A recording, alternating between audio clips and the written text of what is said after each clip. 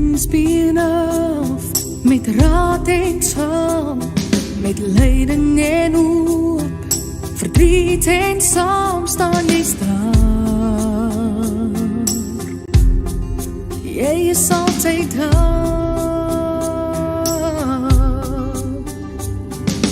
Dit wat ons doen, ons liefdes, ons vreugdes, ons plekke, ons thuistes, tot daar waar ons reis, jy is daar. Afrikaans is ons wese.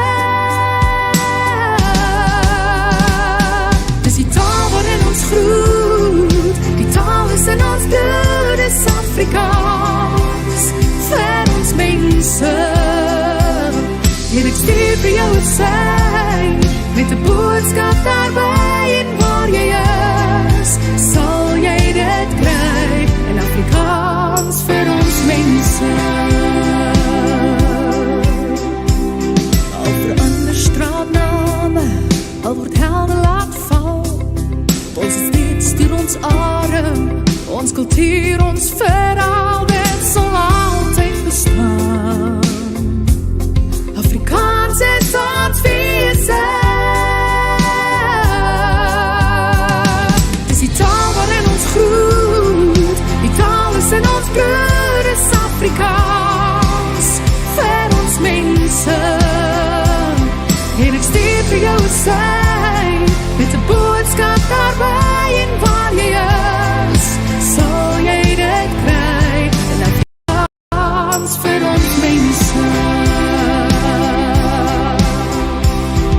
Ons is daarmee gebore, die taal waarvoor ons staan, dit vloei deur ons are, ons kinders praat het saam, dit sal altyd bestaan. Afrikaans is ons wese. Dis die taal waarin ons groet, die taal is in ons bloed, is Afrikaans, vir ons mense. En ek stuur vir jou een sy, met die boodskap daarby, en waar jy is. Dis die taal waarin ons groet, die taal is in ons bloed, is Afrikaans, vir ons mense. En ek stuur vir jou een sy, met die boodskap daarby, en waar jy is, sal jy dit kry, en Afrikaans vir ons mense. Afrikaans vir ons mense. Afrikaans vir my mense. Afrikaans vir ons mense.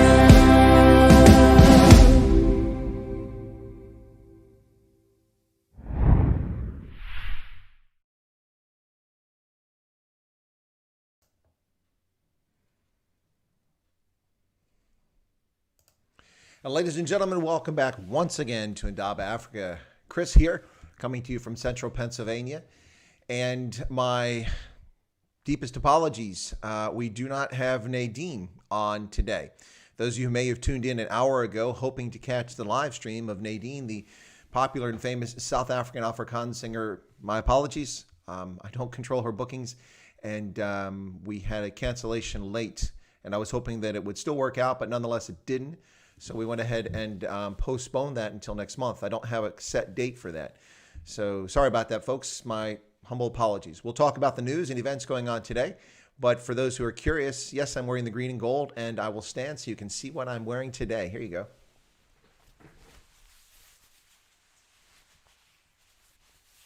There you go. 2019.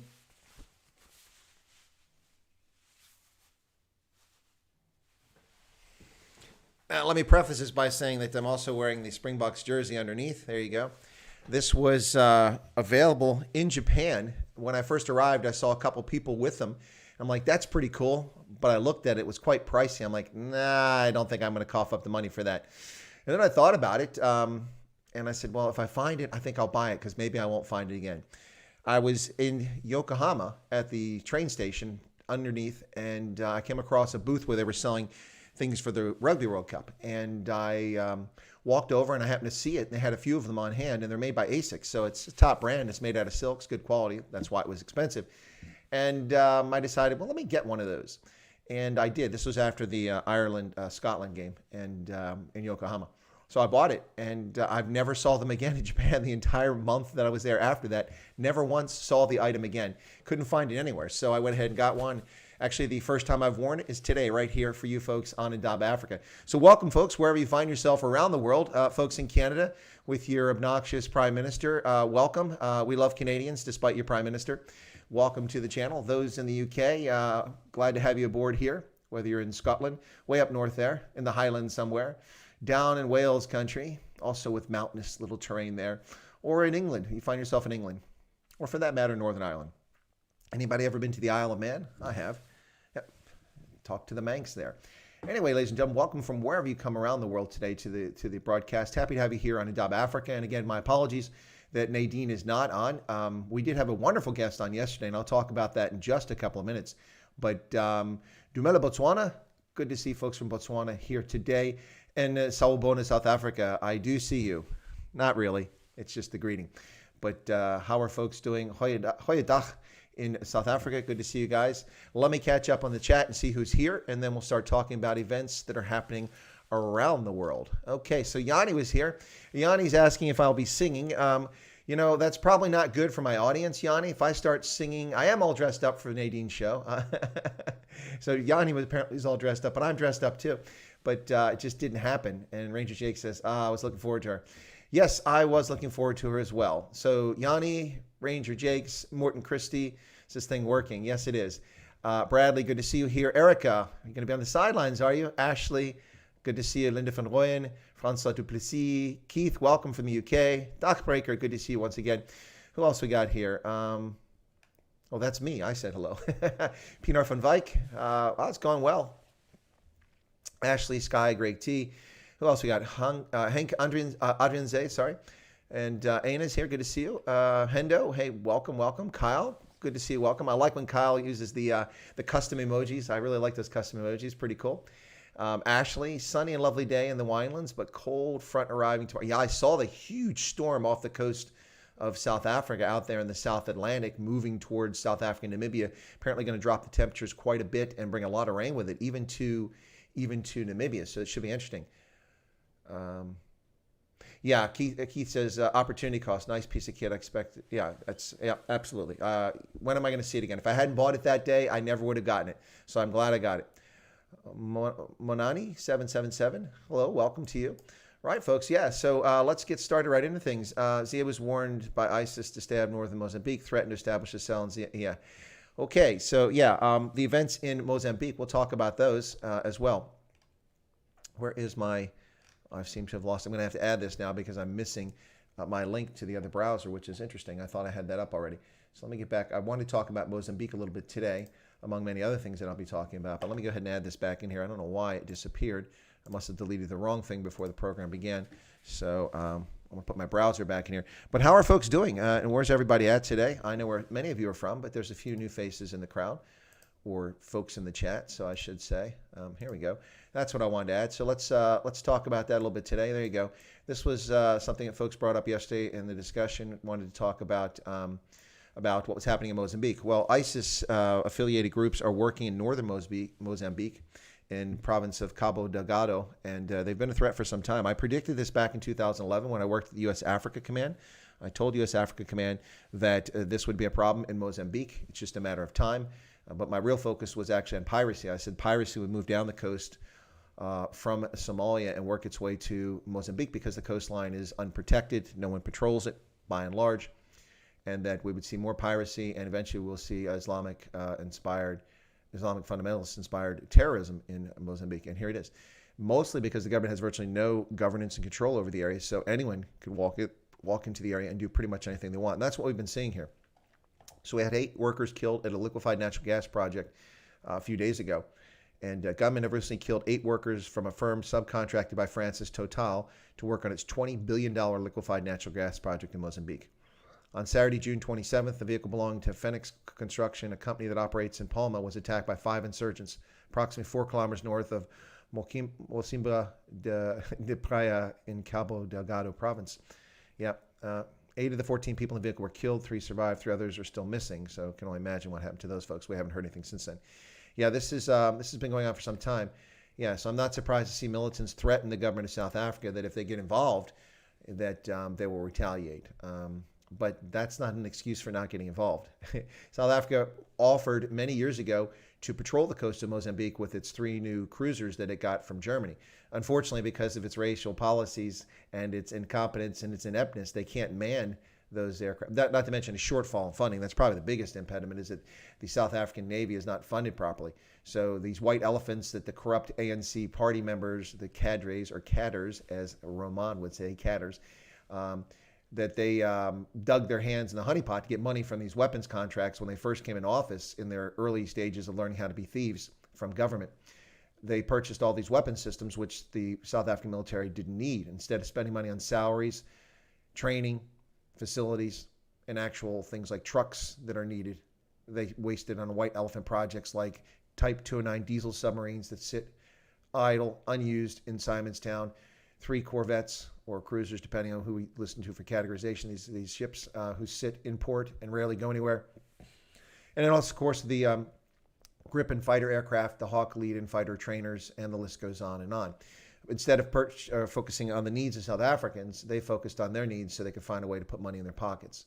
And none of this equipment was requested by the South African military, and virtually none of it has ever been used to any value. Virtually everything the South African National Defense Force has done of any utility whatsoever, whether it's patrolling South Africa's borders with Zimbabwe, it's interdicting drug shipments across the border, or it is participating in peace operations abroad. Virtually all of that has been done with soldiers and leather boots and rifles and canteens and shelter halves, not Gripens, not ships. But the South African Navy, the government promised that they would use these ships to help Mozambique because Mozambique's Navy is virtually non-existent. That promise is now 15 years old, and we've yet to see any substantive development from that. It's not going to happen, ladies and gentlemen, so there you go. Right.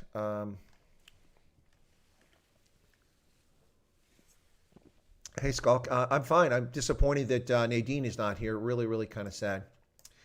S.J. Wheeler says, thought ISIS died with al-Baghdadi. Of course not.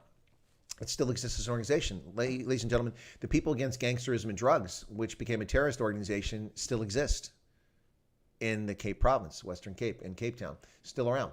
Just because you take out a leader doesn't mean organization is destroyed. The Red Army faction is finally defunct in Germany, but that's because the Cold War was won and they had no leg to stand on and they lost all support. But ISIS does still exist. They just don't own a country anymore, and they aren't terrorizing the entire region like they once were. But the ISIS-inspired groups are located throughout the Maghreb in West Africa and also in Mozambique, among other places. Dr. Ray says, yes, there's articles regarding this since 1996. Yeah, it's been talked about. Also, there was something talked about in Malawi that there would be religious tension between Christians and Muslims. That one was kind of overplayed. Did some research on that many years ago. We have lights in East Pretoria. Suppose you're lucky. Also, no load shedding there, huh? Grizzly was also a thoughtful individual, but spoke at about 1/4 of Chris's speed. Who is Grizzly? What did I miss? Gripen project's been grounded now. Yep. Kyle says very true. Ashley, oh, you're talking Yako Fundamava. Yep. Folks, a little bit of news for you. I've decided it was time to try to get some rugby, people from the rugby world on my channel. And so I've reached out to a couple of folks right off the bat. The first is Dallin Stanford, who is a former sevens player for the United States Eagles from South Africa, born in South Africa, came to the United States, go to university, wound up staying here, later got married and had his life here. And I think he might even be an American now. I've never asked him that. But Dallin, originally from South Africa, lives here in the U.S., former sevens player for the Eagles, our national sevens side, and now a renowned broadcaster, a rugby broadcaster, who was at the Rugby World Cup 2019. Dallin's a good friend of mine, and Dallin will be a guest on this program sometime soon. He just confirmed today that he's happy to come on the channel. So we'll have Dallin Stanford on here, and we'll talk about rugby, and we'll talk about sevens in particular, pre-COVID and what the situation is now going forward, and perhaps find a little bit of the secrets about his career as a sevens player and how that all worked out. So that's Dallin. Another person whom I've reached out to that I know, Blaine Scully, former U.S. captain, USA Eagle, 15 side, played for the U.S. for a number of years, now is involved in motivational speaking and leadership events. And so Blaine has also agreed to be a guest on the channel. So I'll get Blaine Scully on here and Donald Stanford. I intend to reach out to some other folks. A couple folks told me that they knew some Springboks and former Springboks that they might be able to get in touch with to get on the channel. Ladies and gentlemen, if you know anybody in the rugby world, a club owner, a coach, a former Springbok, I am happy, or someone who played in Currie Cup or Super Rugby, happy to have them on and to bring them on the program and talk about their experiences and about rugby. For those of you who know me, you know that I'm all about rugby, and so that's always been an idea, is to have that on here. I've done a few videos about rugby on the channel, but not too many. I didn't want to reach out until I had a certain size audience, and now I've reached that size where I'm comfortable asking folks from the rugby world to come out. Speaking of the rugby world, Donald Stanford has a wonderful rugby podcast called The Rugby Hive, like little bees, bzzz, The Rugby Hive. And his first guest was Brian Habana, which aired yesterday, I believe, and it was fantastic. If you listen to it, it's an hour long. I can get you the link for that if anybody's interested in that. Make sure I've still got it here somewhere. Make sure I didn't delete it, but The Rugby Hive, and that's with Donald Stanford. It's a very good podcast. He's quite a talented broadcaster, and it's something very interesting to listen to. They talked quite a bit. Let me see. Sorry. Excuse me. There it is, The Rugby Hive. Okay. Thought I wasn't going to find that for a second there.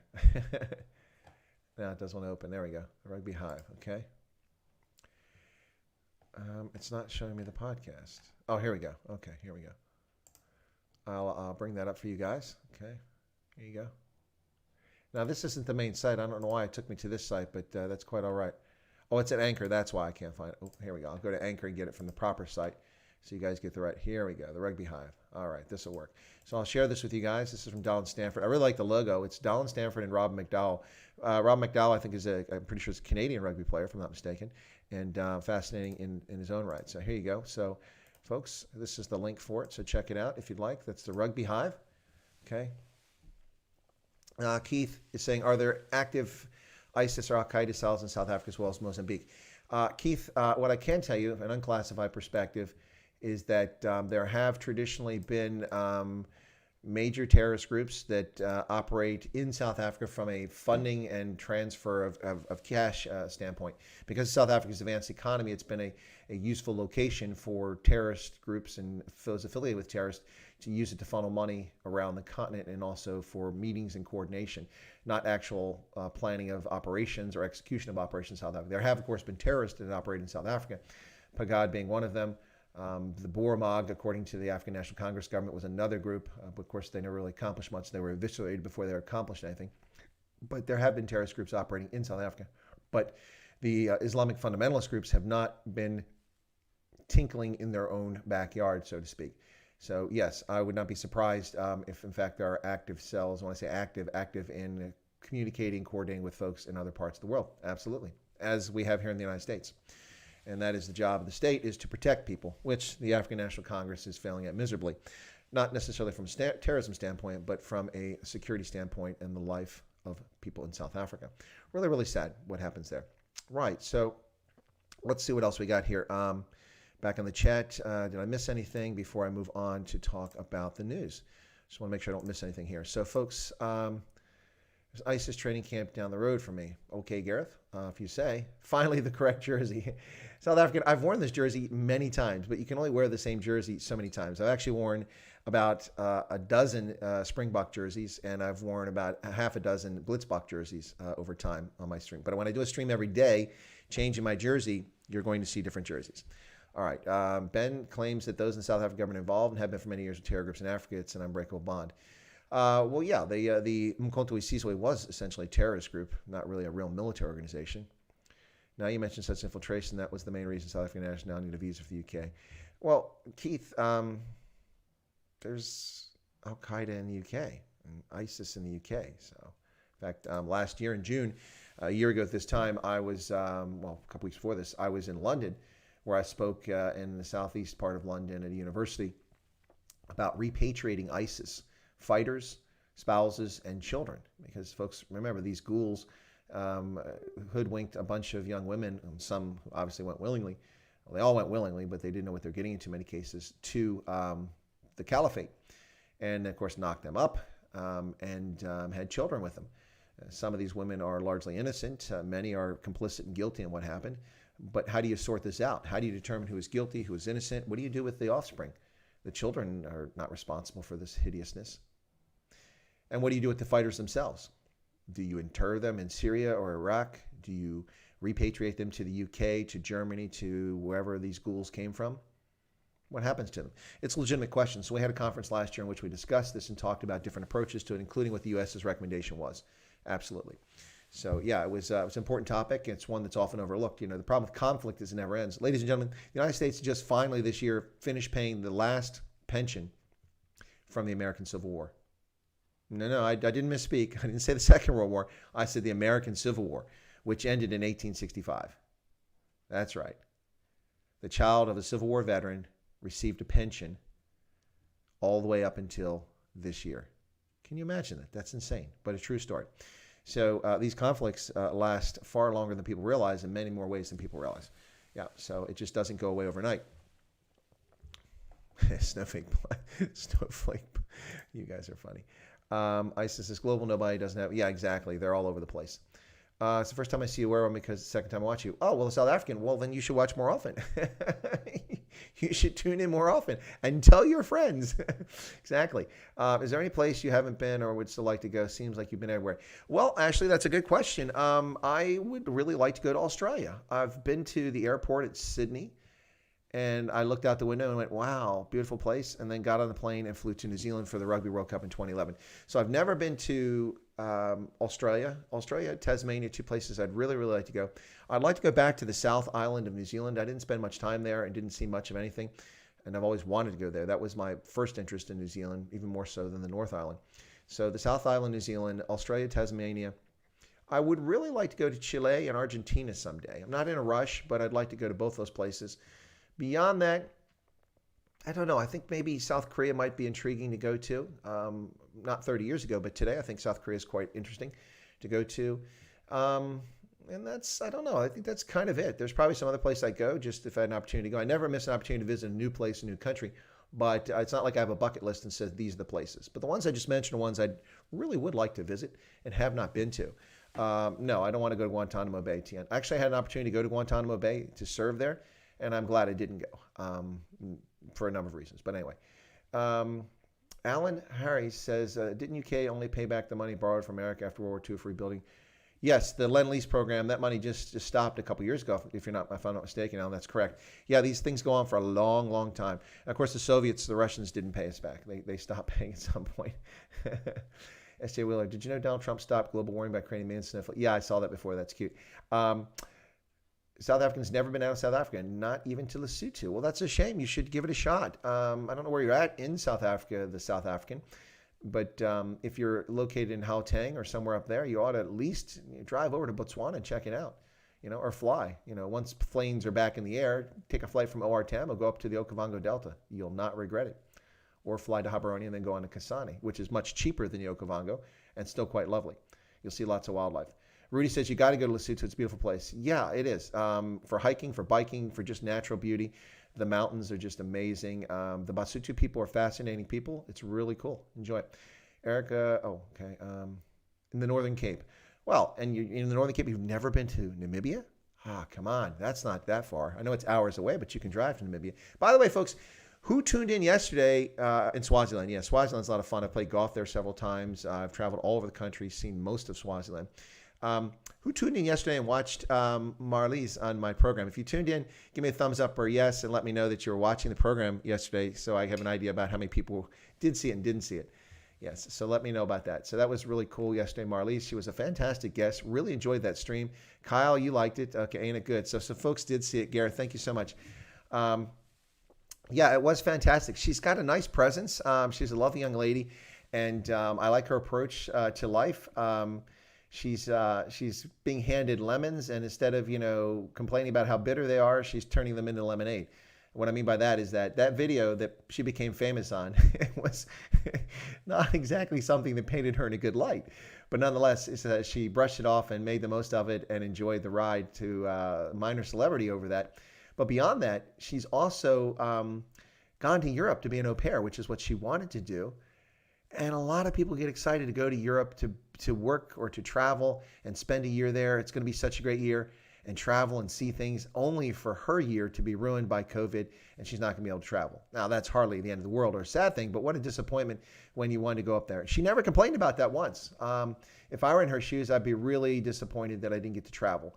But I'm sure she'll make an opportunity to go back there again someday, especially since now she speaks some Dutch. So that'll be a little bit easier for her.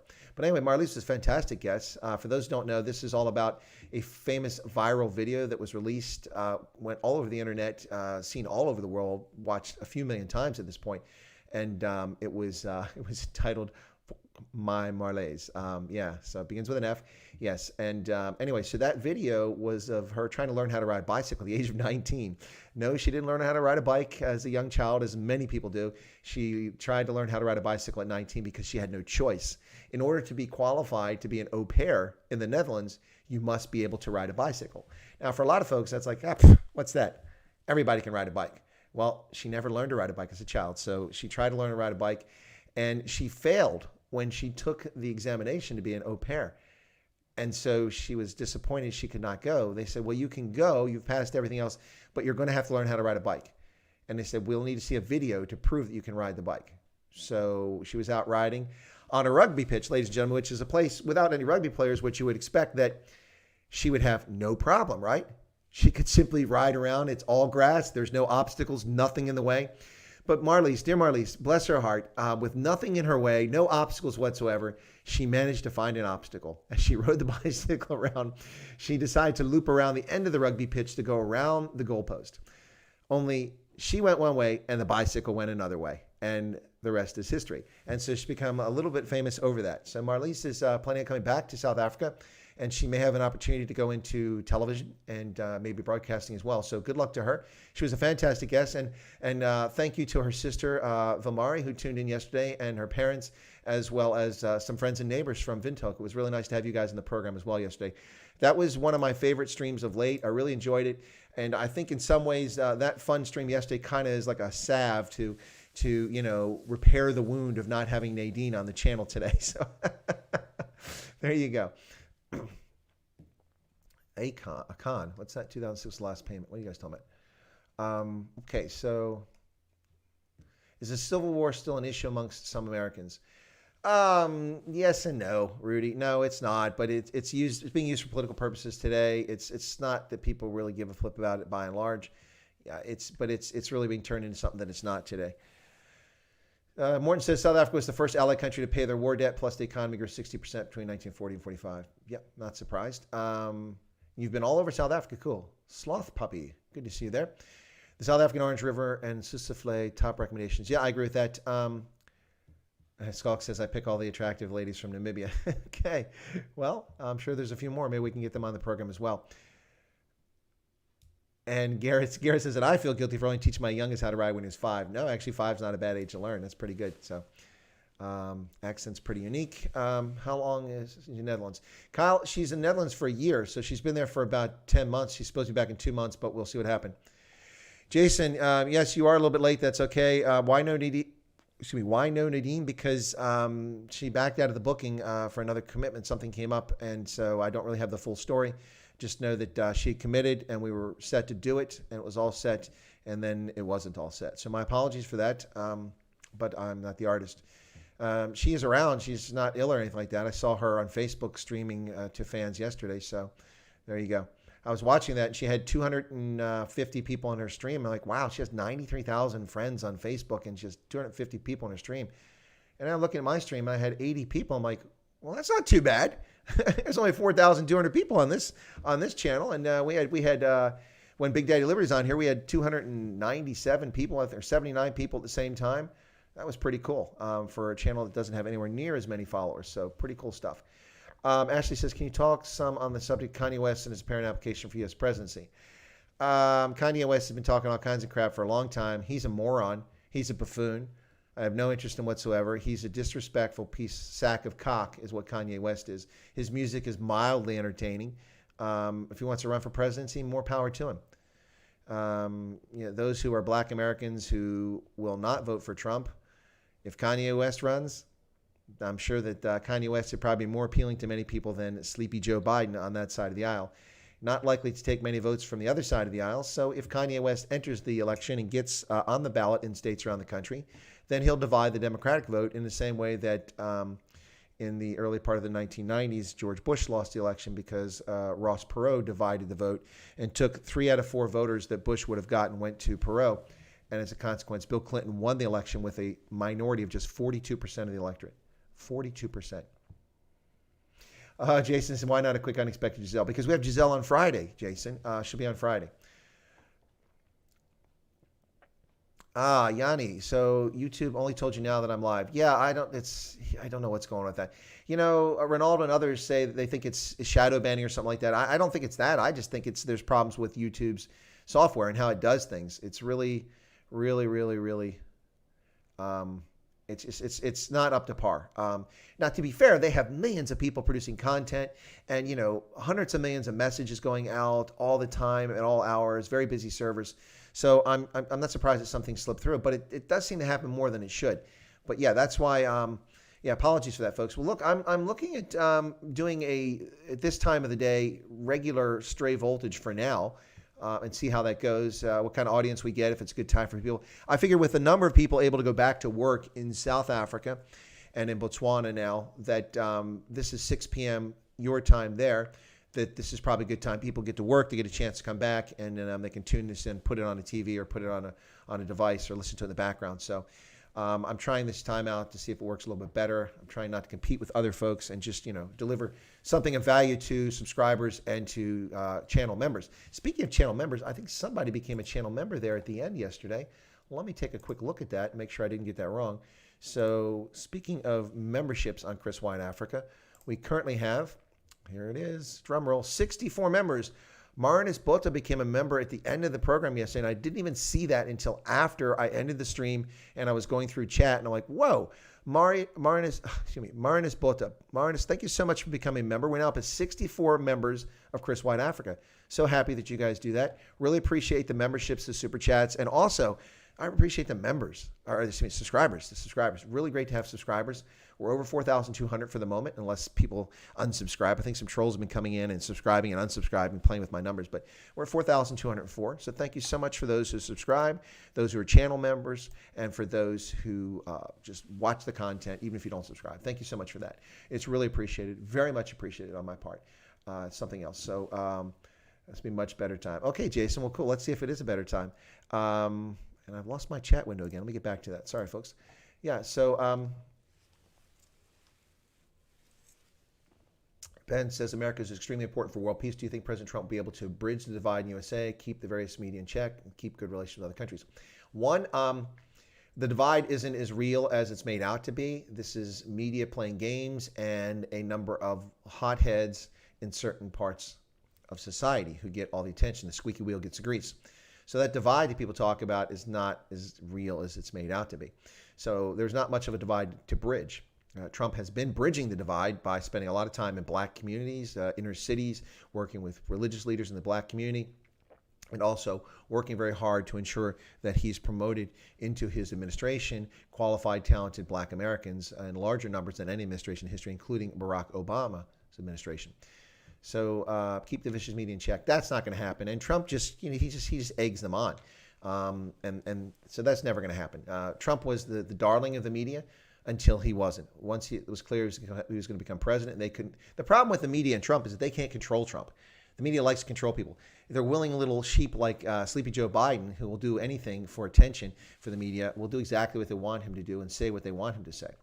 Keep good relations with other countries. Well, we have good relations with other countries, despite the impetulant, childish behavior of people like Justin Trudeau in Canada and his little buddy there, Macron in France, and the tetchy, dour, disrespectful Angela Merkel in Germany. We do have fantastic relations with South Korea, with Japan, with the United Kingdom.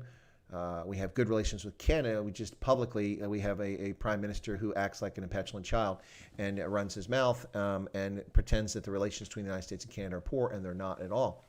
Each and every day, we have service members who operate centers for early warning here in the United States based on sensors placed in Canada. And we've been doing this for 70 years. Anyway, so a little mistaken. So I think that's all a bit overblown. S.J. Wheeler says, my thoughts on Ghislaine Maxwell getting suicided. Yeah, I would have her on suicide watch 24 hours a day with multiple people, multiple cameras, fed to multiple locations.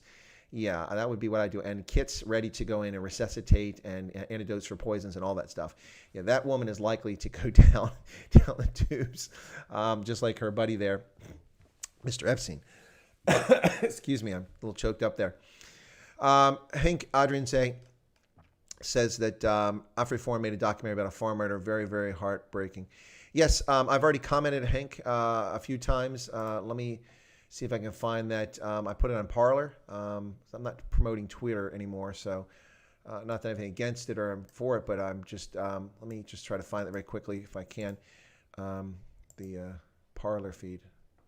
Come on, where's it at? Too many windows up. Let me just do it over here and we'll find it. So Parler, and I'll show you. I did a Parler, a Twitter, a LinkedIn to it to cover this video. It's very heart-wrenching, very sad, very vile and disgusting what's happening in rural areas of South Africa. And it's been going on for 40 years, but it certainly picked up after 94, and it's really, really out of control. The National Party didn't do the best job protecting people in rural areas, especially black South Africans, but the ANC has done nothing of any substance to protect all South Africans. It's very, very, very disheartening, folks. Yeah, so let me pull this up for you guys, okay? So here we go. So this will be my Parler feed. Let me bring that up for you guys really quickly. Okay, so here we go with, there we go. All right, so I don't know how well you can see that, but that's my Parler feed, and this is what I posted earlier, and this is about the AfriForum video. So I said, job number one for any government is to protect its citizens. For decades, South Africa failed many of its citizens under the National Party. In 1994, the country held its first democratic elections. The ANC has ruled unchallenged for 26 years, over half the time span of the apartheid era. The brutal, callous disregard for the sanctity of life is one thing. The dismantlement of rural policing with the withdrawal of the commando system, the intentional distortion of the argument about rural violence and farm murders, and now the shameful leadership of a president who profited to the tune of over $500 million, a president who stokes racial discord and hatred, is simply too much. 58 million South Africans lived under a government that revels in banning e-commerce, tobacco products, and chuckles that had successfully turned 250,000 law-abiding citizens into criminals. These murders affect all South Africans. Do your job, ANC, or step aside. And that was my response on there. I also did a response on LinkedIn, which was almost the same, but there's a character limitation on these things. So the difference in the LinkedIn, if the page will ever load, seems to be very slow here now for some reason, but if I can get it to load, let me turn that off so you're not looking at a blank screen all day. Yeah, but the LinkedIn page I'm trying to load, slightly different what I wrote. There's David Scott Lewis. He's the inspiration for the character in War Games with Matthew Broderick. David Scott Lewis is a connection of mine on LinkedIn. He was the hacker when he was a kid, and he was the inspiration for that movie, War Games. Would you like to play Global Strategic Nuclear Warfare? Something like that, yeah. Would you like to play a game? And for those who remember War Games, what a great movie that was. That was awesome. Really, really liked that movie. Definitely an anti-war movie, but also a geopolitical movie. It was fantastic. Really, really enjoyed it. So the one that I did on, let me find this really quickly, okay? On LinkedIn, the difference is that I said, these murders affect all South Africans. Do your job, ANC, or step aside. Black, white, colored, Indian, all have been brutally slaughtered on South Africa's farms as the ANC government sits by, denying the violence occurs, even as 8-month pregnant young women are gutted and hung from a tree, and two-year-old toddlers are executed. United Nations, African Union, Southern African Development Community, Human Rights Watch, London, Washington, where are you? Where is your outrage? Do no lives matter? That's what I wrote on LinkedIn, ladies and gentlemen. So those are my responses to the AfriForum video. Very disheartening, very sad to hear the tragic story about that family that was butchered in the most venal fashion in December. Really, really sad, and it's disturbing that a government not only fails at its primary job of protecting its citizens, but then lies about it and distorts the argument. See, the game of the EFF and the ANC is to pretend that this is only an issue that white people are angry about because only white people are dying. Well, that's just a myth and a lie. It's simply factually untrue. all South Africans are attacked and butchered on these farms. It just happens to be that a large number of those who are being killed in such a brutal fashion, in a disgusting way, happen to be white because they're the farm owners in many cases. There's more white farm owners than there are other ethnicities. And so it's really, really sad what's happening in South Africa. And somebody's breaking into my house, it sounds like. What's going on over there? Lots of noise. Anyway, what did I miss here now? Okay. Yanni was about to tell me he saw that last membership last night. Yeah, I saw that. So thank you so much, Yanni, for that. I caught it. I like to think I'm pretty good at going back and checking the memberships on the channel and the subscribers, and then also the super chats. Give everybody credit for that. So Clinton says, what's the topic today? Just news in general, Clinton. We were supposed to have Nadine on as a guest, and she was unable to be on the program. And so it's kind of a consolation prize. You get Chris instead of Nadine, and I'm not going to sing for you. Are you a cheerleader? Kat. Oh, Kyle. I say okay. So Kat was saying that. Kyle, sorry. South African says Ronaldo accidentally scheduled a stream that's supposed to be for 8 p.m. Yeah, I saw that. It said it was an hour ago. I don't know what happened there. You know, the thing is, you got to be careful when you do YouTube streams, folks, because when you do it, the time, if you're not careful and you forget to set the time, it'll just do it. You know, it'll pick a time. And so you've got to go back and change it. But there's a way to do that. It's happened to me once, one time. It's kind of a rookie mistake, but it happens to everybody, especially when you get in the middle of doing things. So at any given time, folks, when I'm sitting here, I'm working on LinkedIn. I'm researching. Like right now, just to give you an idea, I am reviewing an article for a professional journal. And this article is on China and the U.S. in Nigeria. So just to give you an idea, I won't tell you who the article is from, but you can see some of the comments on my side there. This takes a lot of time as authors make false assertions. They make invalid assumptions. They use data that's not congruent with what the argument they're trying to make. And so just to give you an idea, if you ever want me to be your editor, be ready. I have a lot of experience as an editor. You see, these are all, there's a few things that are good, but most of this is problematic with this article. Now, the highlighted portions are things that the author has addressed that needed to be in the paper. And so you can see I'm not the easiest of graders, so to speak. So this is an article I'm reviewing for a professional journal. So I'm doing that, doing LinkedIn. I'm also preparing for videos. Here are my notes for my Super Tucano video on Nigeria. So that's coming up. I'm making this video.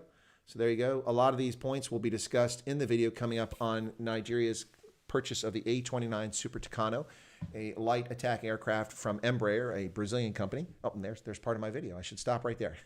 No, but anyway, so I'm doing all of that, and then simultaneously now trying to publish different things.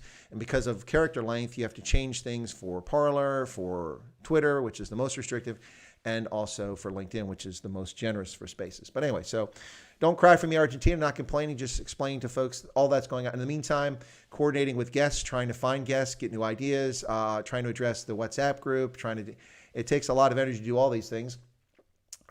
Something I clearly couldn't have spent this much time on when I was on active duty. But now that I'm not, I have a bit more time to do these things. So yeah, quite a bit going on. So I do miss things sometimes. So if you send me something, please be patient. Ranger Jake's half your family in Namibia subscribed last night. Well, that's brilliant, Ranger. What about the other half? Where's the other half?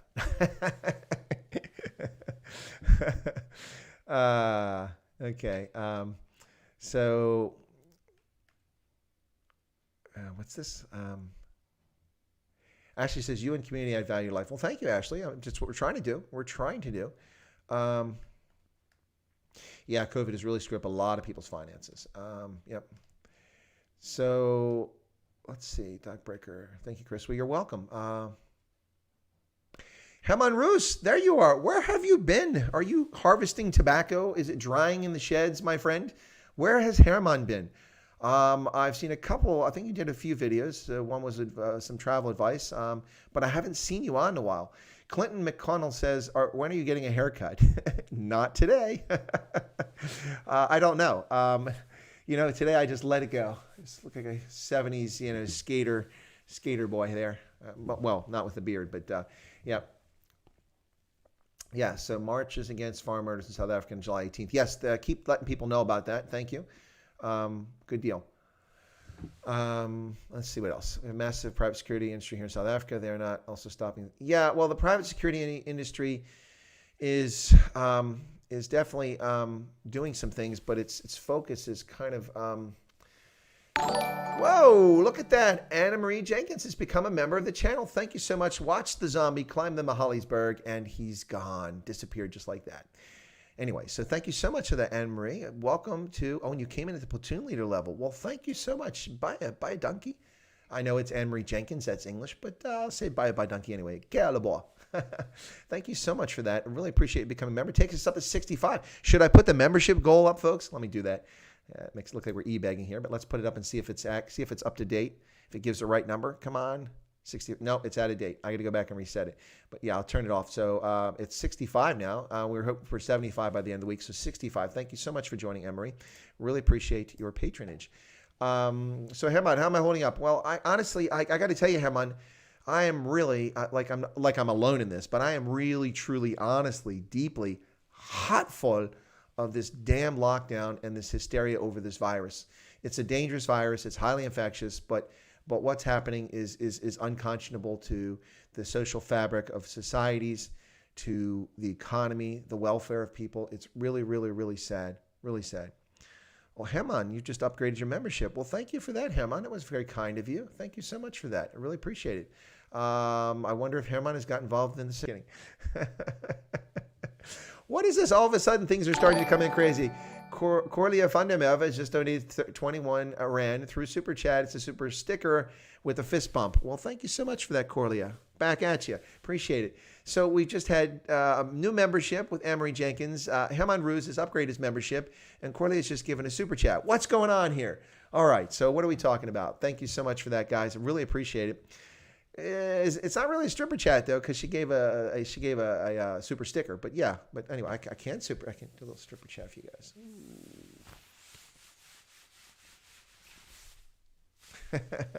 That's as much as you can get on the stripper chat.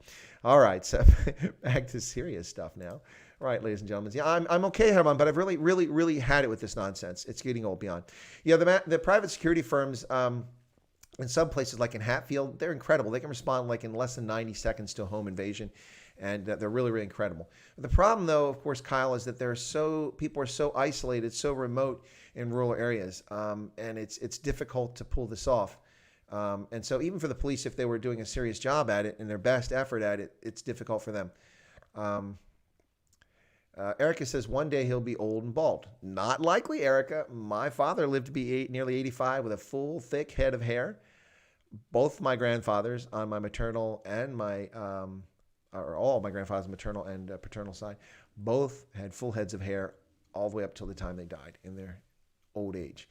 I expect to hold on to this. Don't expect to go anywhere. And I hope not, because I've seen myself bald. Remember, ladies and gentlemen, I served in basic training as an Army soldier. It wasn't a pretty sight. And I was young then. So if I go bald in my old age, it's not going to be a pretty sight. But no, this is me. It's not a rug. It's all me. It's all real. And thank you for the DNA, however that worked. Clinton says security companies are part of the problem. The syndicates behind all the crime, break-ins. Yeah, there's some of that going on. That's a true statement there, Clinton. But I'll tell you, the G4S is not one of them. They operate in South Africa. Gandalf the Grey, always much respect. I like that. That's cool. Heinrich Becker, good to see you, Heinrich. You're really working hard to dig up the truth, Chris. Well, I'm trying. I'm really trying. Speaking of digging up the truth, I've got some news on the U.S. We're going to talk about it. What's very disturbing? Okay, whoa, skip some things here. Sorry, guys, got to get back. Start a security company that can be trusted and one that might have moral. It's the security business is an important one, but the problem is that so many security guards are so poorly paid that it leads to other problems. So if you train, you reward, and you remunerate your workforce, you cut down on turnover, and you build a culture of teamwork and a team, and then you can eliminate a lot of that, and you also make a team much more effective. Yeah, we've got emojis on here. Kyle says I'm cock funny. Okay. Alan Windy has confirmed he is really. Alan Windy is COVID-19 positive. I did not see that. Was that on a tweet or something? Thank you, Clinton. Ronaldo will be jealous. What is Ronaldo going to be jealous about? The stripper chat? People wearing hats get bald. I'm not wearing a hat. I get so, what's this? Oh, you get so angry about the farm attacks. I agree with you. So jealous of Chris. I started bowling at 21. Oh, shame, Ashley. Sorry to hear that. Yeah, no, I was in high school. One of our running backs, he was bald in high school. His hair was really thin. I really felt bad for him. Yeah, ADT, well, it depends where you're at. ADT works here in parts of the States, so I suppose South Africa doesn't work so well. Who is Alan Windy? Alan Windy? Alan Windy is the premier of Western Cape. QAnon thoughts. I don't follow QAnon, SJ. Not something I'm well read on. So let's take a look at some of the news, ladies and gentlemen. And what I want to do is take a look specifically at the U.S. So let me start with this one. And for those of you not keeping up with events here in the U.S., let me share this with you. Right, so here we go. Lieutenant Colonel Alexander Vindman is to retire from the military. His lawyer blames the White House campaign of bullying, intimidation, and retaliation.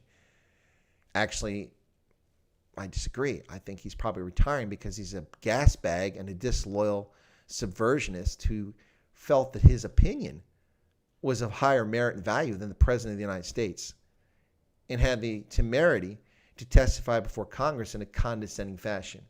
For some of you who listen to this blowhard's testimony, somebody that embarrasses me to wear the uniform, someone who did the same sort of task that I did, a foreign area officer, except he was for the former Soviet Union. I was a foreign area officer for Sub-Saharan Africa. This pompous windbag sat in front of Congress, and when a member of Congress, to whom he is supposed to be subordinate and respectful for, addressed him, and he called him Mr. Vindman, he said, Congressman, that's Lieutenant Colonel Vindman. That's all you need to know about this guy. All you need to know about this guy. This was about his ego and his bum being sore because he was angry that he, and only he alone, knew how to work with the Ukraine, and the arrogance of the Trump administration to be dismissive of his boneheaded ideas. This is the gentleman who admitted freely and proudly, beaming with a smile on his face, that he was offered a position, including the Minister of Defense position for the Ukraine, multiple times by Ukrainian defense officials and government officials. So close was he, so far out of the box, so far beyond the writ of his position, his rank, and his oath to the Constitution of the United States. And of course, he's being defended by blowhard Senator Tammy Duckworth from Illinois, who seems to think that because she has combat injuries, that she's allowed to say whatever she wants to denigrate this great nation.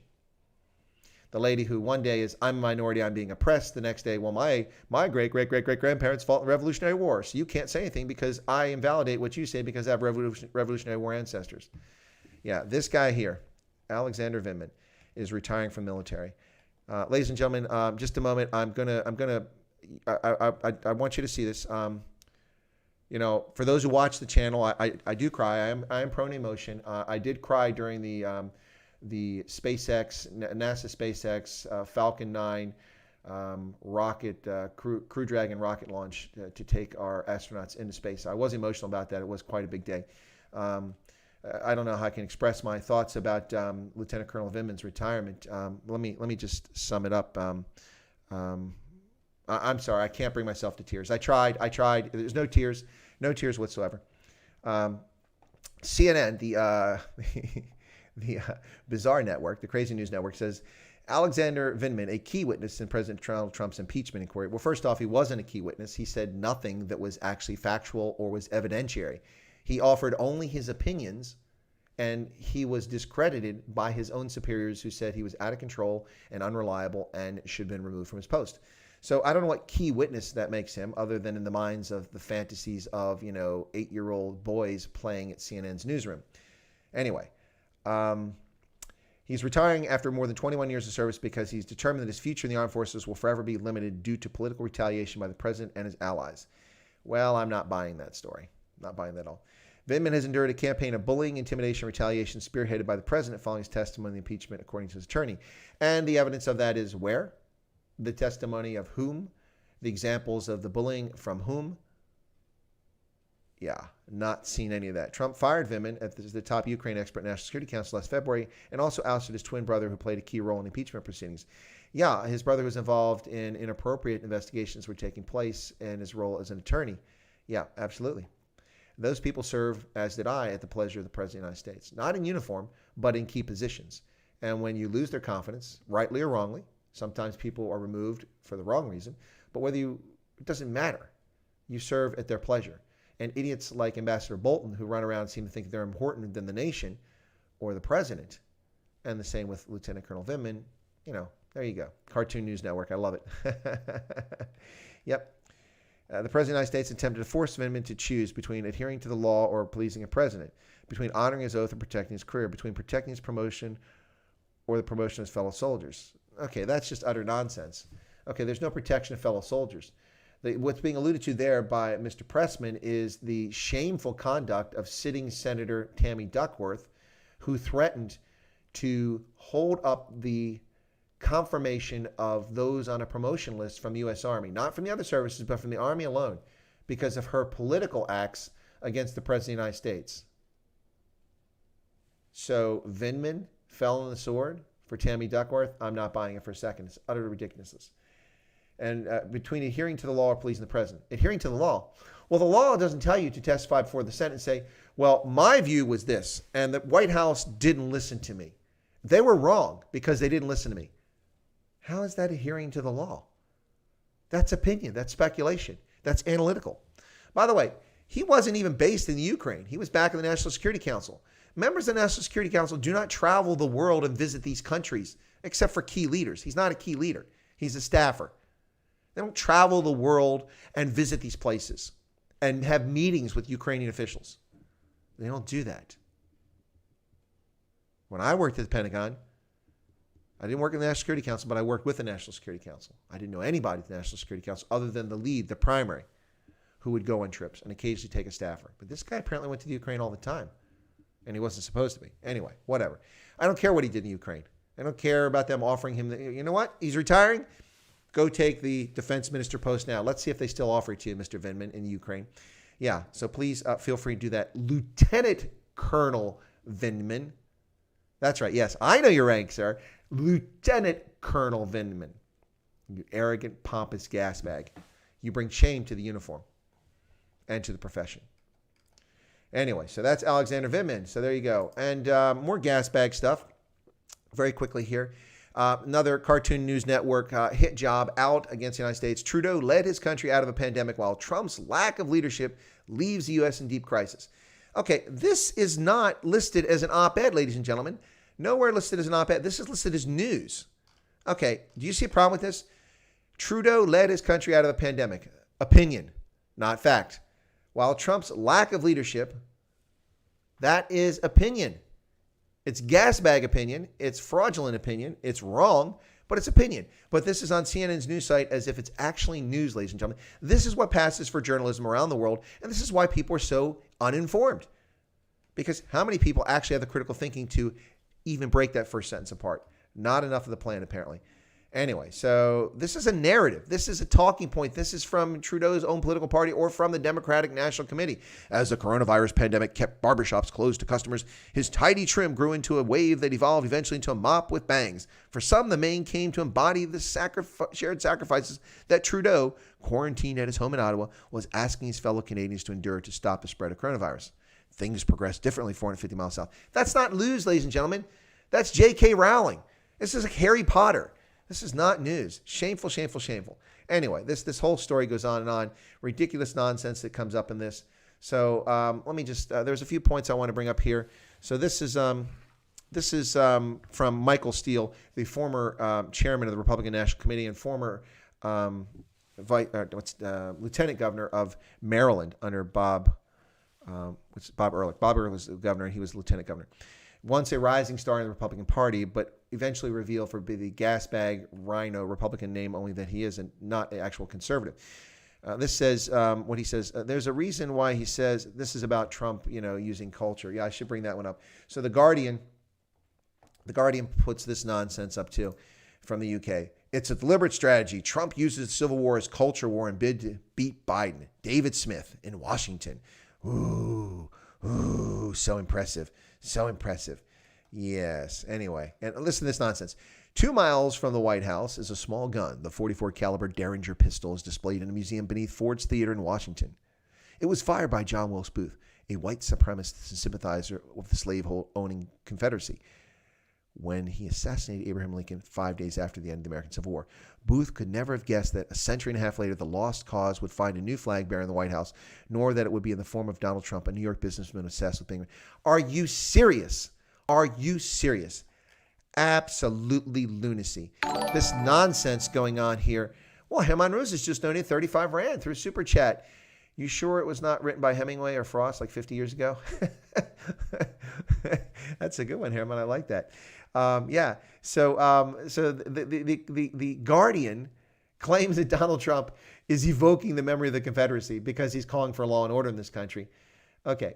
Just as I, Donald Trump, and other law-abiding citizens have predicted, this nonsense will be taken to its extremes. And it has been taken to its extremes, with the statues of abolitionists in Philadelphia painted with KKK symbols. An organization didn't exist when the man was spending his income to free slaves and get them to freedom in the North, and then educate them so they became literate, devote his entire life to emancipation and to the improvement in the station of black people's lives as a white man. Yet they paint KKK on his statue and call him a colonizer. Sec. And now Frederick Douglass's statue is toppled in Rochester, New York, and drug off from its base. Frederick Douglass, the abolitionist, the former slave, one of the greatest Americans in history. No, Donald Trump is not calling for the Confederacy or evoking the Confederacy. This is utter nonsense. These people have the mental capacity of a 6-year-old. Yes. They can stomp their feet. They can complain about a lot of things, but they can't make cogent arguments. It's just ludicrous, the things they come up with. So let me read some of this to you, folks. This is from either that article or another one, but talking about it. So there's a reason why he says what he says the way he says it, because it still has resonance. Michael Steele, former Republican National Committee chairman, told MSNBC network on Monday. It still has appeal to a significant number of white Americans in cities and suburbs and rural parts of our country. So this is going to require a lot more effort to pull out that vote that Joe Biden is going to need versus what Trump is going to need. Michael Steele, the former chairman of the Republican National Committee, the Republican Party, is shilling for Joe Biden. The sentence is telling. So this is going to require a lot more effort to pull out that vote that Joe Biden is going to need. What do you care what Joe Biden needs? Why is Joe Biden of interest to you if you're such a staunch member of the Republican Party? What a fraud. What a Manchurian candidate Michael Steele is, and always was. Always was. On the eve of Independence Day, Trump staged a jamboree at Mount Rushmore, which depicts images of Presidents George Washington and Thomas Jefferson, both of whom owned slaves. They were slave owners. As well as Lincoln and Theodore Roosevelt. He railed against far-left fascism that he claimed wants to desecrate such monuments, earning cheers from an overwhelmingly white crowd in the Black Hills of South Dakota. Okay, jamboree? Hardly a jamboree.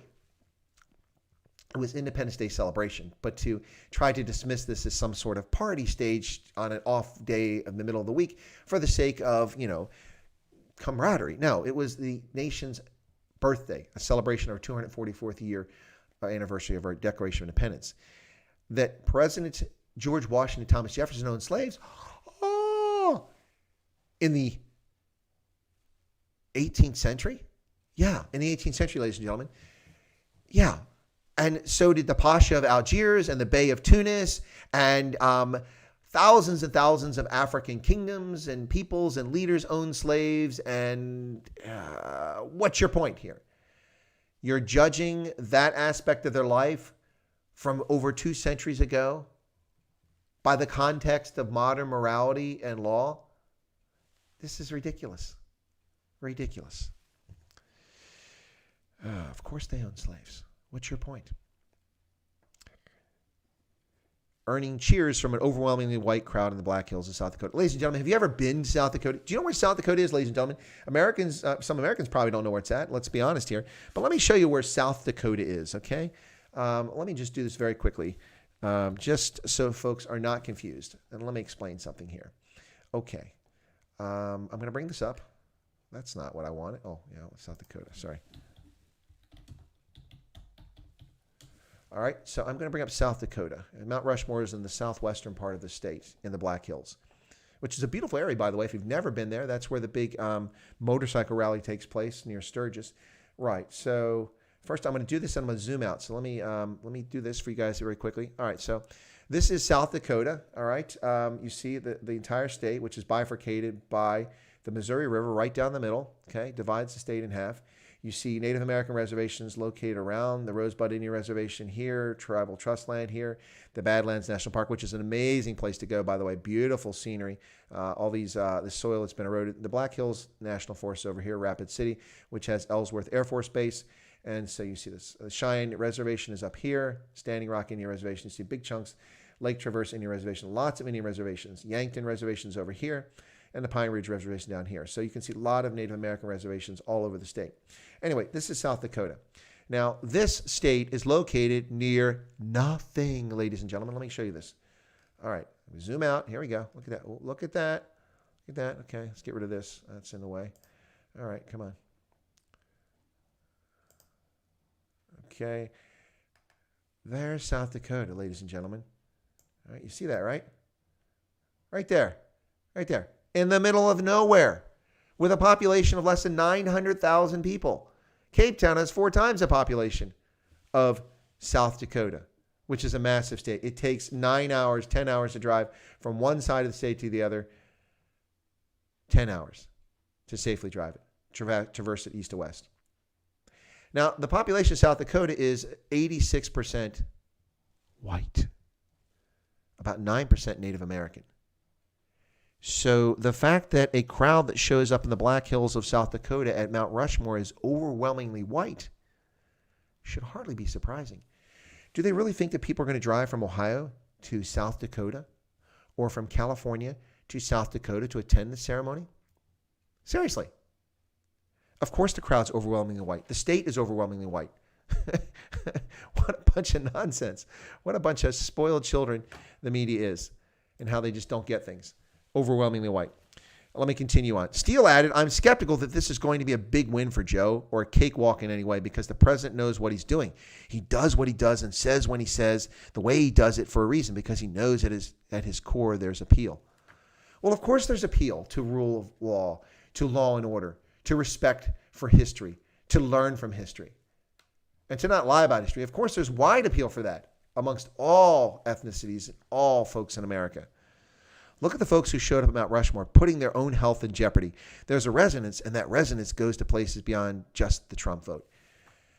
Michael Steele, where are you at when it comes to people forming mobs in Little Italy in Baltimore, a state where you're a resident of, and a former lieutenant governor, and ripping down the statue of Christopher Columbus and dragging it half a mile to the Inner Harbor and dumping it in the water? Where are you at on that? Does that resonate? Are those folks putting themselves in jeopardy by running around acting fools and committing crimes? No, there's no mention of that here. No. Of course, people who are involved in an armed insurrection, it's perfectly okay. Similar to South Africa's law, the anti-mercenary law that they came up with about 15 years ago that made it illegal to work for executive outcomes or for private security firms in Iraq. But if you worked for a liberation movement, a terrorist organization, that was legal. Are you people serious? This is absolute insanity, utter nonsense. Michael Steele is a shameful, pandering, sack of cock politician. Yep, absolutely.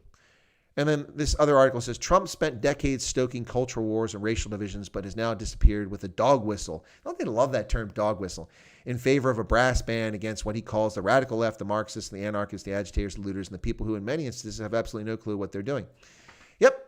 No dispute there, other than the fact that Trump spent decades stoking the cultural wars. What decades stoking the cultural wars? The only time we ever heard about any politics from Donald Trump was his endorsement for abortion when he was younger, and then his complaint about Barack Obama being born in Kenya or being born outside the United States. That's not stoking racial division. That's promoting a conspiracy theory. Very different.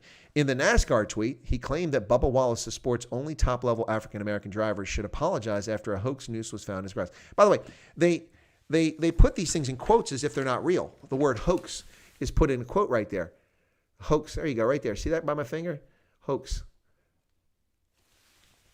It's not, quote, hoax. It's an actual hoax.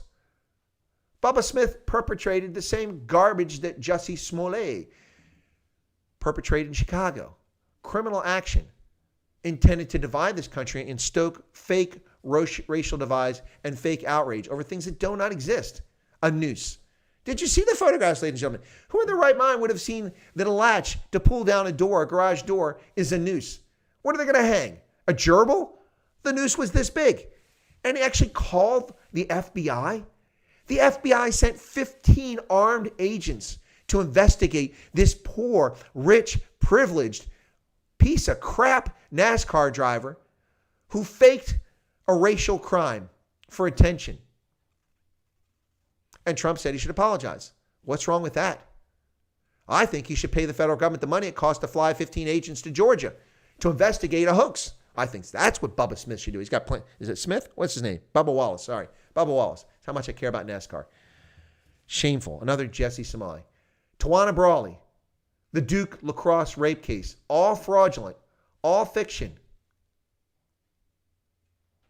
Now, there are people in this country who are fond of complaining about, well, yes, black men were hung because they were claimed that they raped white women. Yeah, that happened. That's horrible. Lunacy should never stop. The media talks about those events that happened 60, 70, 50 years ago, endlessly, as if it's a daily occurrence, while turning a blind eye to daily occurrences of fake crimes.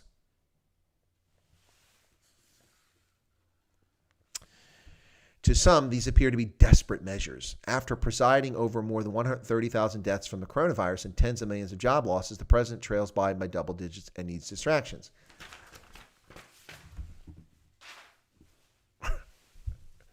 Presiding over the death of 130,000 people. Yes, we rounded up 130,000 people and put them in a parade field and infected them with a virus, and the president stood there and gave the orders. Shut up. Shut up. What a bunch of nonsense. Anyway, this is the sort of stuff we deal with in the mainstream media, folks. That's what the so-called press is. Now, I'm sure I'm way behind in chat. Let me catch up on chat here, or unless you guys are chatting with each other here. Pinar von Vijk says, I should get Franz Kronya on from the IR. Yeah, that's a good idea. I made a note of that. I don't know him. I'll try to reach out to him. Tom took his notes away. What happened there? Hey, Ashley, the WhatsApp group is for members of Chris White channel, but there's another group on Telegram you can go. That's true, Kyle. Let her know about that one. Keith says, I stopped trying to follow the news in the papers as early as the 1980s, almost all editorial, often without declaring authorship. Yeah, that's true. Absolutely true. They hide the stuff. Ashley wants to know how you can get into the WhatsApp group, Lynn. As was mentioned below by Kyle, the WhatsApp group is for members of the channel. So if you are a member of Chris White Africa, you can be part of the WhatsApp group. There is a Discord group that is for anyone who's a subscriber that wants to be in that. So Kyle, please share that so people can get that if they want the Discord. Let's see. Ask me about Mount Rushmore. Head Black Lives find offensive. Well, I don't care what the head of Black Lives Matters finds it. That's a terrorist organization. I have no respect for that group. It's not about Black Lives Matter. If it were, then they would be up in arms about the people dying in New York, the people dying in Chicago, and other Democratic-led cities in this country for decades. They would be upset about the fact that virtually every black man in this country is killed by another black man, and no discussion of that. If Black Lives mattered, then they would be talking about the fact that 78% of African-American children born in this country are born out of wedlock to single mothers. 78%. They would also care about the fact that over 200,000, upwards some years of 300,000 black children die in abortions in this country. Were it not for the fact that other folks mix with African Americans, particularly white Americans, the ones who are so racist apparently, the black population in this country would be declining as a consequence of low birth rate, single parenthood, lower life expectancy from lifestyle choices, and poverty as well, and from abortions every year. But its numbers holding steady. It's losing a little bit of ground against other groups who are migrating to the country. Yeah, they don't care about Black Lives Matter. No discussion about what ails the black community in America. No discussion whatsoever. Franz Kronya would be a good choice, I think. I'd like to get him on here. Makes you think they hate America. Yeah, they do hate America, Alan. They do. But they don't really hate America. They just want power. It's about power. Kyle says, please like and subscribe. Yeah, that'd be great. Pinar, Gerhard's here. Okay, well, that looks like a good time to take a break then. If Gerhard's here, let's do that very quickly. I'm going to do this. We're going to put this up very quickly. Here you go. Guys, this is Gerard Murray from ppedistributors.com. I'm the African division. We are inviting all COVID-19 manufacturers to come and list their product with us. Yes, that's right. For a very limited time, we are offering the spaces for Africa to be opened up to African businesses that are willing to list the product with us. As you know, PPE Distributors is selling verifiable PPE. Thus, we will assist you with wording, and where else we'll also provide you assistance with anything else. If you want to come in contact with us, just click on the WhatsApp link that you can find at ppedistributors.com. I thank you for your time and for watching this video. God bless, be safe, wear your mask and sanitize your hands. Also, ensure to keep your social distancing. Stay safe. Goodbye. Well, there you go. That's PPE Distributors. Folks, a little free advertising there for the Notorious G. Yeah, so back to the chat. We got a super sticker. It came in from Corlia Fundameva for 14 Super Rand. And I can't tell what the little pair dude is doing. Are they chuckling or kind of laughing? I like that. That's cute. Got the like 1970s, distance runner sweatband. Remember the sweatbands, man? We used to wear those things. Gosh, what a nasty, nasty thing. Sweatbands. Ugh. Can't imagine wearing those things today. Is it true there are giant skeletons buried in those mountains in South Dakota? Not that I'm aware of. Have you spent much time in the Nevada desert, Chris? Yes, I have actually. I've been there. I've been in the Nevada desert a few times. I assume even with Nevada with an E. Garrett says, so you're saying it's the ideal place to say it's what? South Dakota where nobody's at? South Dakota is quite nice. Ashley White, how scandalous. Yeah, true. How dare you? Clinton says, let's ask, Mount Rushmere. Already answered that question.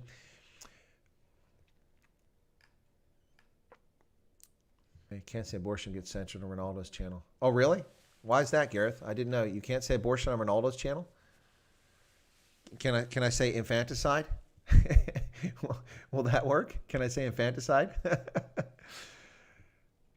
Nakaboy says, your opinion on the forceful emasculation of Western men and then replacing with exotic and different men from foreign cultures considering the current situation in the West. I'm not so sure I follow the replacing with exotic man, but the emasculation of manliness is really, really sad, and it's unfortunate. There is a difference in genders, ladies and gentlemen. There's a biological difference, and people are acting like there's no difference there. Really, really sad. Oh, Kyle, there's the Discord channel. Thank you for sharing that for anybody who wants to go join the Discord channel. Yeah, folks, join the Discord channel and get some more action going there. It's been a little slow of late. People are dropping off. Is someone else coming online right now, or did I say something to offend people by saying infanticide? Devalt Kutsia says, hey, I've been thinking they need water cannons here at Elands Fontaine. Yeah, okay, look, I looked into Elands Fontaine thing. I'm a little confused, folks. It appears as if the Red Ants and the Joburg Metro Police are back out once again, evicting people from land, squatters. Is that what's going on? This isn't new. It's not like they just took it over, or have they come back to the spots where they were evicted from the last couple of months. First off, no one is allowed to be evicted anywhere in South Africa during the lockdown, according to the Minister of Injustice, Rodney Lamola. He's made that quite clear. Yet, folks, Joe just started a stream. Okay. Why would he start a stream at 1:20? What's that all about? Anyway, all right, I'll have a conversation with Joe. Joe had no video listed at this time, so I'm going to have a conversation with him. Thanks, Kyle. So I don't really understand what's going on with the Elands Fontaine. So let's put a little more of the mail up here, folks. Some more things going on. So I've already covered that one. Let me bring this up. So this one here is really disturbing. And this is our dear senator from Illinois, Tammy Duckworth, a senator who is Thai American and lost both legs fighting in Iraq, has been the target of 2 nights of attacks from the Fox News host. Some were amplified by President Trump. It says nativist smears from Tucker Carlson. Well, I would like to tell you that right there alone, the title has already got smears in itself. It's already got bigotry in it. Nativist. That's meant to be an insult, a slur. And smears. Really? Smears? No. He simply called out this pompous gas bag veteran who ran her mouth and doesn't know what she's talking about. She also threatened to block the promotion of over 1,100 Army officers if she didn't get her way. Not because there's a reason for it, but because she wasn't getting her way. Senator Tammy Duckworth of Illinois, a Thai-American Democrat who lost both legs fighting in the Iraq War and is now a potential vice presidential nominee, was targeted with nativist smears for the second night in a row on Tuesday by Fox News' Tucker Carlson. I've been watching Tucker lately, but I did happen to change the channel and catch his comments about her, and they were far from nativist smears. He called her out for her nonsense. Let's see what else. On Tuesday night, Mr. Carlson labeled both Miss Duckworth, who was born in Thailand, to a Thai mother of Chinese descent and a white American veteran father, and the Somali-born representative Ilhan Omar of Minnesota, vandals who hate the United States because they have called attention to historical racism inequities. No, they hate the United States because they're lying about America, and they're seeking to overturn a society that was built a few centuries ago and people have worked to perfect for the last 250 years. That's what he said about them. And so notice that they put the little dog whistles. They like that phrase. There are many of us here who do like this country, Mr. Carlson said, as a graphic on the screen read. We have to fight to preserve our nation and heritage. We live here, he said, then adopting language used for a century by those aiming to restrict the country to people of Northern and Western European heritage, he added, we don't want to destroy it. We have every right to fight to preserve our nation and our heritage and our culture. And when vandals like Tammy Duckworth and Ilhan Omar tell us that we're not allowed to question their patriotism, even as they scream about how horrible America is, we have only every right to laugh in their faces, and we should. Yeah, he did call her a moron. I listened to that. Anyway, so this is where it gets entertaining. Miss Duckworth, the senator from Illinois, who famously runs about, whinging about the fact that she's a minority, she's a woman of color, she's, I don't know how people from Thailand are color, but anyway, a woman of color, a minority, and a woman at that, and a disabled veteran. All of this she plays up, and she plays on sympathy for all of those things when it's convenient. But just like Barack Obama, when it's convenient, they're also white. And let me explain. So Miss Duckworth's ancestors served in the military as far back as the American Revolution, a fact that is supported by genealogical records and that she pointed out in a tweet responding to the Trump campaign, which echoed Mr. Carlson's text. My family fought for our nation's independence alongside George Washington, and I'm a proud member of today's Daughters of the American Revolution, she said. She urged the president to focus on ending COVID-19 and standing up to Putin instead of wasting time trying to distract people from your failures. So when it's convenient, she has white heritage. So she can try to dismiss Donald Trump's arguments. But all the rest of the time, she hates on white people. She's a bigot, and she says racist, merchant language all the time. But when it's convenient, she's white. Kind of like Barack Obama. When he was in Philadelphia, he was one of the boys. He was hanging out in the neighborhood. Yeah. Got the lingo down, just like Hillary Clinton. Got that accent going. But when he's in Kansas, trolling for votes in Kansas. My grandfather, who landed at the beaches of Normandy. That'd be your white grandfather, right? Yeah. These people are race merchants, ladies and gentlemen. They don't care about anybody but themselves, and they'll say whatever they have to pander to people. They'll destroy whatever they have to achieve their personal ambition. Same with Miss Duckworth. She has an ambition that's outsized. Kind of like Max Cleland. She's a malcontent who unfortunately suffered a horrific injury in combat and is angry at this country for it. And will spend the rest of her life seeking to undermine and destroy it, as Max Cleland did to his dying days. Garrett says, I thought most Americans have families that fought in the armed services for generations.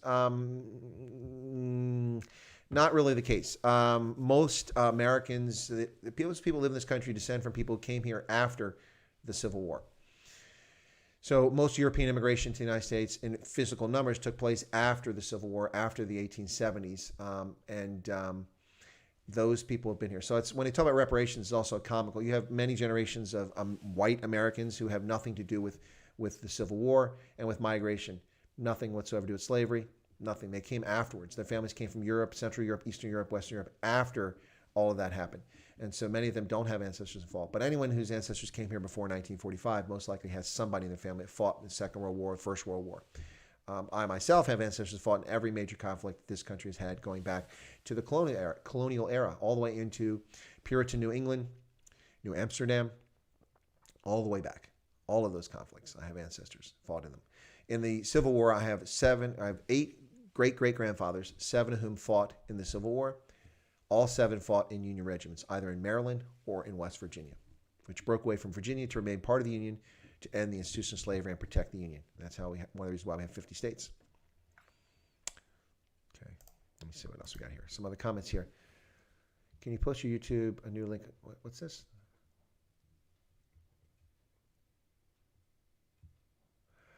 Okay, I'll have to. I don't know how to do that, Kyle. To post that. I don't want to spend time doing it right now. I'll have to look at it.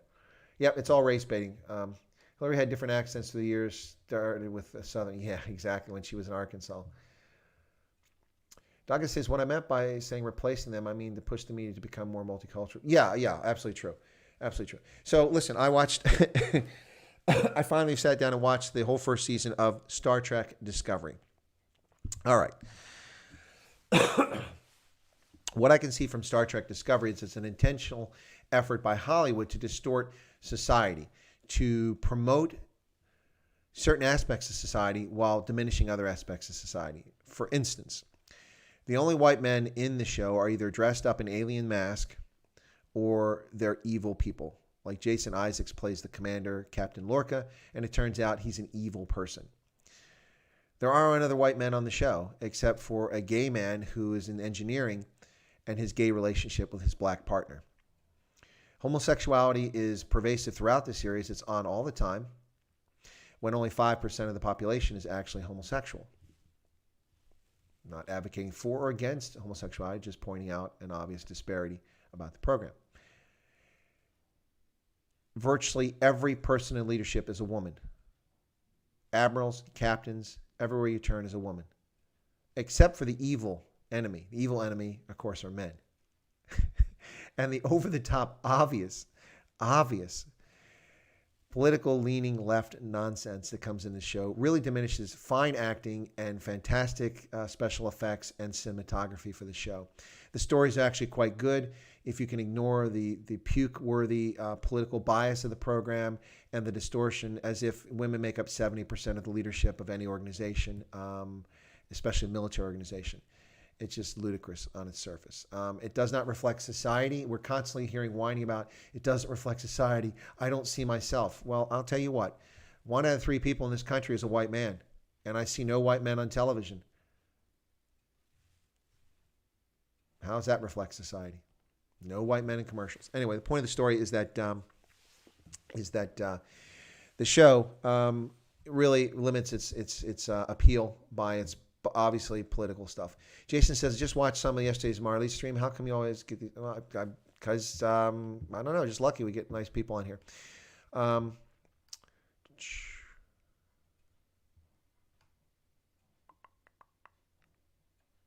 Grizzly Adams. Did you put one in there? Oh, Yanni, thanks for the Discord link. Appreciate that.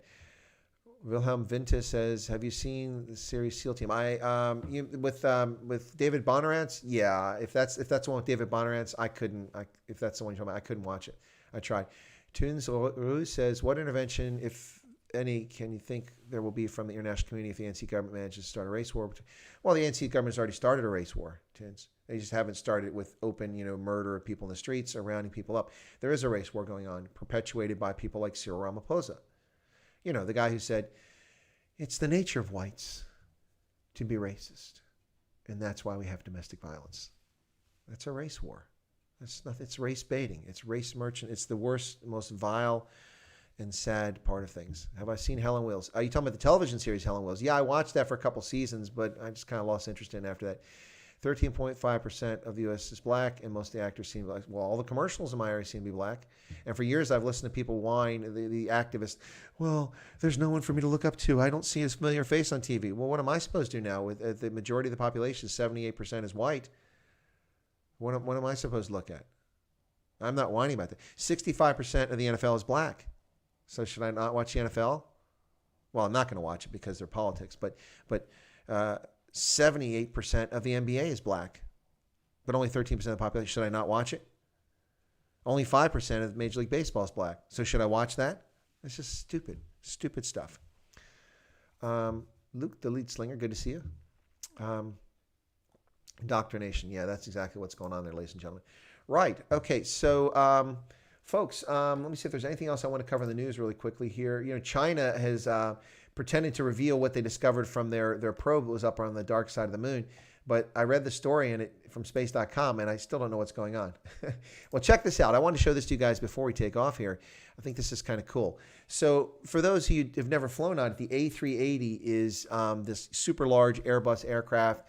It's a double-decker or triple-decker, whatever it is. I've flown it a few times from Johannesburg to Europe.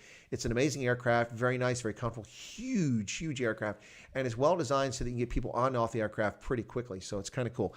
But the A380, now that so many passengers can't travel because of the virus hysteria around the world, what is happening is it's been repurposed for cargo. So check this out. Look at that photograph, folks. Look at that. They've taken the seats out in the passenger section of this A380, right? Now, this particular aircraft from a company called Highfly had 471 seats on 2 levels. Yep. So there you go. That's a picture. Wasn't designed to be a freighter aircraft, but now it's being used in that fashion. So this puts me in mind of military. Look how wide across that is when you see it without the seats. It looks so much bigger. There you go. And that's the lower section for the cargo. So now it's become largely a cargo plane. There's actually a video here. Let me see if I can get this thing to come up, and we'll play that very quickly for folks. Here we go. It's only about a minute.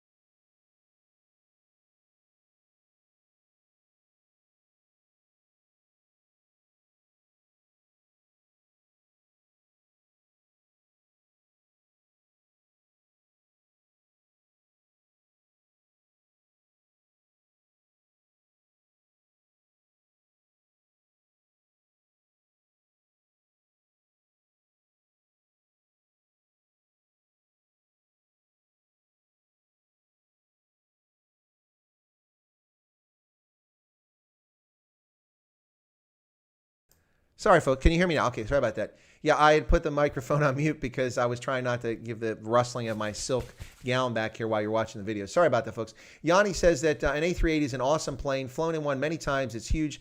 I think it makes sense as it is the most fuel efficient for its size to use for cargo during these times. Well, Yanni, I would agree with you. It's a massive plane. It's amazing. But the A380 was quite a disappointment for Airbus, which envisioned a huge market for this aircraft based on massive hubs in which customers would be ferried together, and then these big aircraft would take them from one major destination to another around the world for long-haul carry service. It worked really well. The few airlines it's worked particularly well for, like Emirates, who use it quite frequently, and the A380. But Lufthansa, Air France, and others have also purchased the A380. I've flown on it many times myself from South Africa to Europe, and I think it's a fantastic aircraft from a passenger standpoint. I've flown in the upper level, quite lovely. It was quite nice. Beautiful plane. Really enjoyed also on the lower, but really, really like the plane. And yeah, I think it's smart. It is for cargo. It's very fuel efficient, but you're going to have to be very careful. You know, when you start slinging cargo inside those spaces, you do a lot of damage. So they're probably going to have to renovate each of these planes after they finish using for cargo. But really cool sort of thing. So the upper deck smokes. Yeah, absolutely.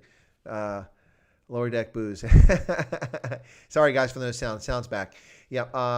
Yeah, they do carry quite a bit. They're massive aircraft, but ladies and gentlemen, they're far from the largest aircraft ever built. The Soviets, the Antonov is massive, much bigger than that, but quite an amazing aircraft. Something worth watching. Really, really enjoyed it. Yeah, everybody's talking about sound. Sorry about that, guys.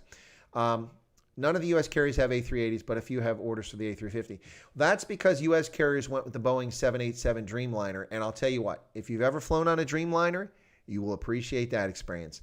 That is the most comfortable long-haul jetliner on the planet. It's amazing, absolutely amazing, the Dreamliner. They can configure it to have super long leg room. They have the air quality is fantastic. The windows are much larger than on a standard plane, so you can see more looking out. It is really a great experience. You don't get the jet lag you get with some of the other planes. Really interesting experience. Everyone keeps saying sound. Are you still, you're having a go at me now. My sound is back. I can see my sound is back. Anyway, let me see. Hank said, I've not flown anything better than economy. I've flown something better than economy a couple occasions, just out of pure happenstance, or I got upgraded because once in Stuttgart, I got upgraded on a flight because I was military and they had an empty seat and they needed to put someone in economy. Last minute for an overbooking, and since I was military and it was an American, it was Delta, I think it was, they said, would you like to move up to business? I'm like, well, yeah, okay, thanks. It's happened to me a couple other times. There's a video of an Antonov landing at bringing in PPE supplies. Well, that'd be interesting. 787 is the princess of the sky. The 787 is amazing, amazing. Pinar is out here. Well, take care, Pinar. Have a good evening. Enjoy your dinner or whatever it is you're up to, and I hope you are well this evening. What's that? Okay. Yeah, so I wanted to show you guys that. That's really cool stuff. I thought you'd find that interesting. I found it amazing. Pretty cool stuff. So we've covered a lot of things I want to cover. Oh, yeah, here we go. Let's talk about this very quickly. So let's talk about COVID again. There you go. Fears over South Africa's COVID-19 doubling rate as it passes Germany and France. Did anyone notice this? Has anyone talked about this? That South Africa now has more confirmed cases of COVID-19, the Wuhan coronavirus, than either Germany or France. That's right, ladies and gentlemen. More than Germany or France. Over 215,000 confirmed cases in South Africa. It's the 14th highest number of cases in the world. But South Africa, coincidentally, is not the 14th most populated country in the world. So all of the ANC's efforts, all of the bans on e-commerce, the lockdowns on the economy, all the things that the government did, what did it reach? What did it achieve? Yep. So here's a little bit of news. 192 more deaths today, daily record. 10,134 new cases, daily doubling every 14 days. The number will double. 43,000 tests conducted with a 23% positive rate. That's a bit alarming, ladies and gentlemen. Here in the U.S., typically it's 10% or less of those who actually get screened and tested for COVID-19 turn out to have COVID-19. So 40 or 23%, more than double the U.S. rate for those who get tested actually are positive. That's a bit scary, a very bit scary. So active cases over 110,000. So that's the situation in South Africa. Now, this one here is a little puzzling for me. Business Tech runs a story, a solution to racial inequality in South Africa. I looked at this with great interest. What is the business world going to say? But I read this article, which was in Bloomberg, so I should have stopped right there, knowing that Bloomberg is a leftist rag run by a buffoon who was the mayor of New York and now is a failed presidential candidate despite spending $1 billion of his own money, not money well invested. So Bloomberg ran this story, which used to be a great financial news service, but it's useless these days because it's just political. Anyway, so here they are. They're talking about Black Lives Matter. What does that have to do with South Africa? Nothing. And it goes on talking about lobby group Business for South Africa last week urged President Cyril Ramaphosa's government to prioritize a limited number of key projects in industries such as in renewable energy, transportation, technology, agriculture, manufacturing, and financial services that will revive growth, create jobs, and boost tax revenue. Okay. But they're not talking about how. Reimagine transformation. In other words, they're begging the government to not use BE without saying it. That's exactly what's going on here. Really, really sad, ladies and gentlemen. Anyway, so I just wanted to share that with you too. A little bit of news. Yeah, the AfriForms video that came out today, if you haven't seen it, it's quite sad. It's quite distressing. And it's a true story. And it's sad that such stories take place. I'm not going to play the video on here, but what I will do is put the link in so that people, if they want to go check out the video, can do it. I'll put the link in. You can watch it at your leisure. When I tuned in to watch it earlier, I must have caught it when it first started because Conscious Caracal made me aware of it, and there were only a couple hundred views, and now it's been up for a couple of hours. and the number of views on this video now has reached 4,000. So it's getting attention. So anyway, folks, if you want to check out this distressing but well-made video from Afrid Forum, this is the link right here. So feel free to go check that out if you like. And anyway, check it out. So ANSY's cooking the numbers. China showed them how. Yeah, they sure did. Your tests are made in the U.S., our tests are made in China. That's true. Infection rate will be higher. Only people who have a list of symptoms are sent for testing. Right. Well, there's a triage method to it, Janssen von Rensburg, which is what you're getting at. It's the same here in the States. There's a protocol. So you don't just, okay, you can't breathe, you get tested for it. No. They because of limited test and because the cost of it and because of the efficacy of testing it, there's a protocol. You look at people, certain symptoms, certain characteristics. If they meet those, if they have underlying conditions, they get tested. But they get a little carried away about this. Anyway, so yeah, folks, there's that video. If you want to check it out, it's really, really distressing, but it's sadly a true story.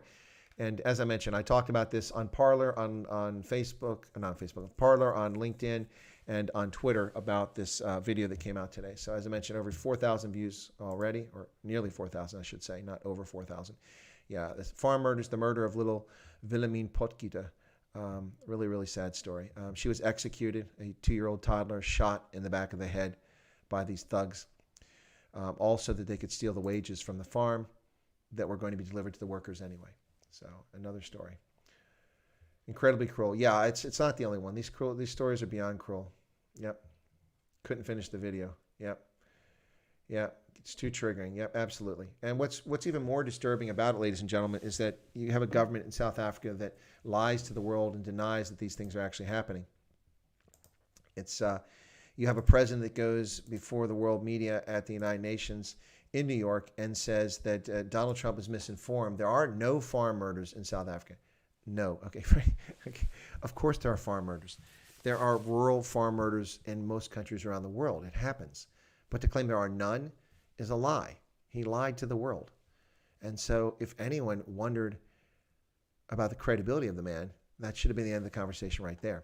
That's absolutely true. But anyway, not to bring everybody down with that story, but I think we should be aware of what's happening around us and what's happening in South Africa that the government is seeking to lie about and cover up, and that the world seems disinterested or uninterested in. There is so little interest around the world about what's happening to white, black, colored, Indian South Africans around the country at the rate of 60 per day being butchered and murdered, usually for nothing, or for, because some clown raped someone, they decide they're going to murder them after the fact, or just to take what few rand that's in somebody's wallet, or to break into a farmhouse, assuming that there's a safe with tons of money in it and things like that. It's really, really sad. And it's been going on for so long, and the government of South Africa's response has been not only ineffective, not only abysmal, but reprehensible and criminal, I would say. I would say criminal. Hey, Joe, welcome for coming in. People have been coming and going here. Some people found some of it interesting. Some found it not interesting. Anyway. Yeah, I was in tears too, actually. It was a really, really sad video to watch. Really, really sad. Yeah. Anyway, so yeah, without going on about that, folks. Anyway, so I did the stream now. I don't think I'll do a stream later, the later one this evening. Just the one for today. And this was because, as I said, Nadine was a cancellation for my program today, which is unfortunate. I was going to do the early stream, then do the Nadine stream, but my special guest didn't show up. But I will be having more guests coming up, including some folks who've been on the program before will be coming back, including Evans Larrabee, the small-scale commercial farmer from Ghana, will be back on the channel next week on Tuesday. We've just booked that for today. What's the comedian you mentioned on Loving Life? I'm not sure which comedian you're talking about, Tunes. I'm not sure which one. Although I may be booking another comedian. He's not particularly well known, but I might be having him sometime soon, and we'll talk. He's from Rhodesia originally, and this is the guy that does the three-legged man skit. We'll see if I get him on here, if you know who that is. So I'll have Evans Larrabee back on the program. Also, as I mentioned, Blaine Scully, former U.S. national rugby side captain, team captain, longtime USA Eagle. We'll be having him on the program sometime soon, as well as Dolan Stanford, the former USA Sevens player and now renowned international rugby broadcaster. During the 2019 Rugby World Cup, if you watched the Springboks games, you probably heard Dolan Stanford with his broadcast partner. You might have heard of this guy. I don't know. If you're from South Africa, you might know the name. I'm not sure, but his partner was this guy named Joel Stransky. That's right, ladies and gentlemen. Donald Stanford and Joel Stransky were paired up together for the Rugby World Cup and did all their broadcasts together. While I was in Japan, I had the good fortune to run into my friend Donald. We planned this, and we met up a couple of times in Kobe one time after the Springboks and the Canada game. And then he had promised to introduce me to Joel because I always wanted to meet him. And I was excited about it when I found out they were partnered for the World Cup. So he promised I'd get to meet him, and we had 4 different times. We tried it 3 times. It failed, and the last opportunity where it was even feasible was in Kobe. And guess what? It happened in Kobe. Really, really cool. Kobe was kind of good to me as a town for rugby. Had a good time there. Ran into some friends, Americans and South Africans I know from around the world, from rugby and also from here in the U.S. And beyond that, had some really good meals there at JS Burgers. It was a fascinating little town, Kobe and Osaka close by.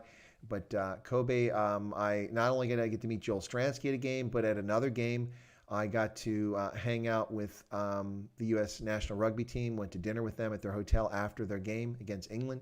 That was quite amazing and fascinating. Got to meet some of the players, the coach, really good stuff. Gary Gold. It was a lot of fun. Really, really enjoyed it.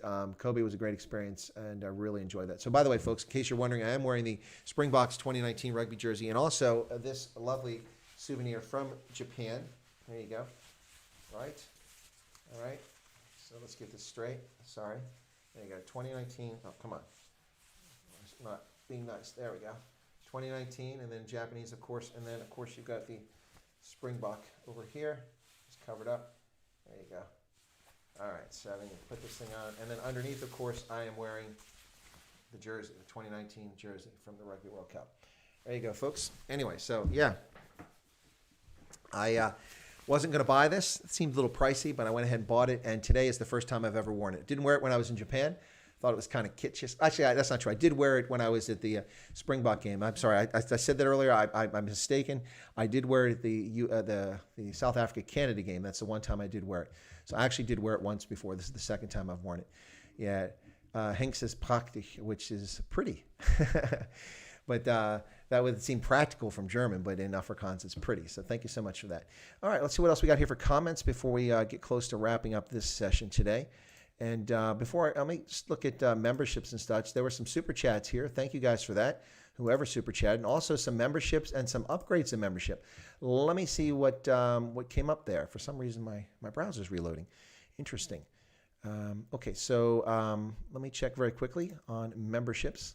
Again, my apologies, folks. Nadine wasn't on today. I'm really bummed out about that myself. Okay, so 65 members. And we had Marinus Bota, who joined late yesterday. I give him credit for that. And Anna Maria Jenkins, who joined today. Thank you so much for the Anna Maria and for becoming members. And Anna Maria, I think you became a member at the platoon leader level. So thank you so much for that. Let me just double check. Make sure I got this straight. Yes, platoon leader level. Thank you so much for becoming a member. So a new member today. We're up at 65 members currently for the Chris Wyatt Africa channel. Thank you so much for that. And the next thing is we had some super stickers today. Had Corlia Fundamovic gave one, and then Herman Roos gave one, and Corlia gave another one. Thank you so much for that. Really appreciate that, guys. Yeah, so it's, when we get back to, when we got there, we're over 4,200 subscribers to the channel. And hopefully we'll keep building a community here. But yeah, there we go. Just double checking.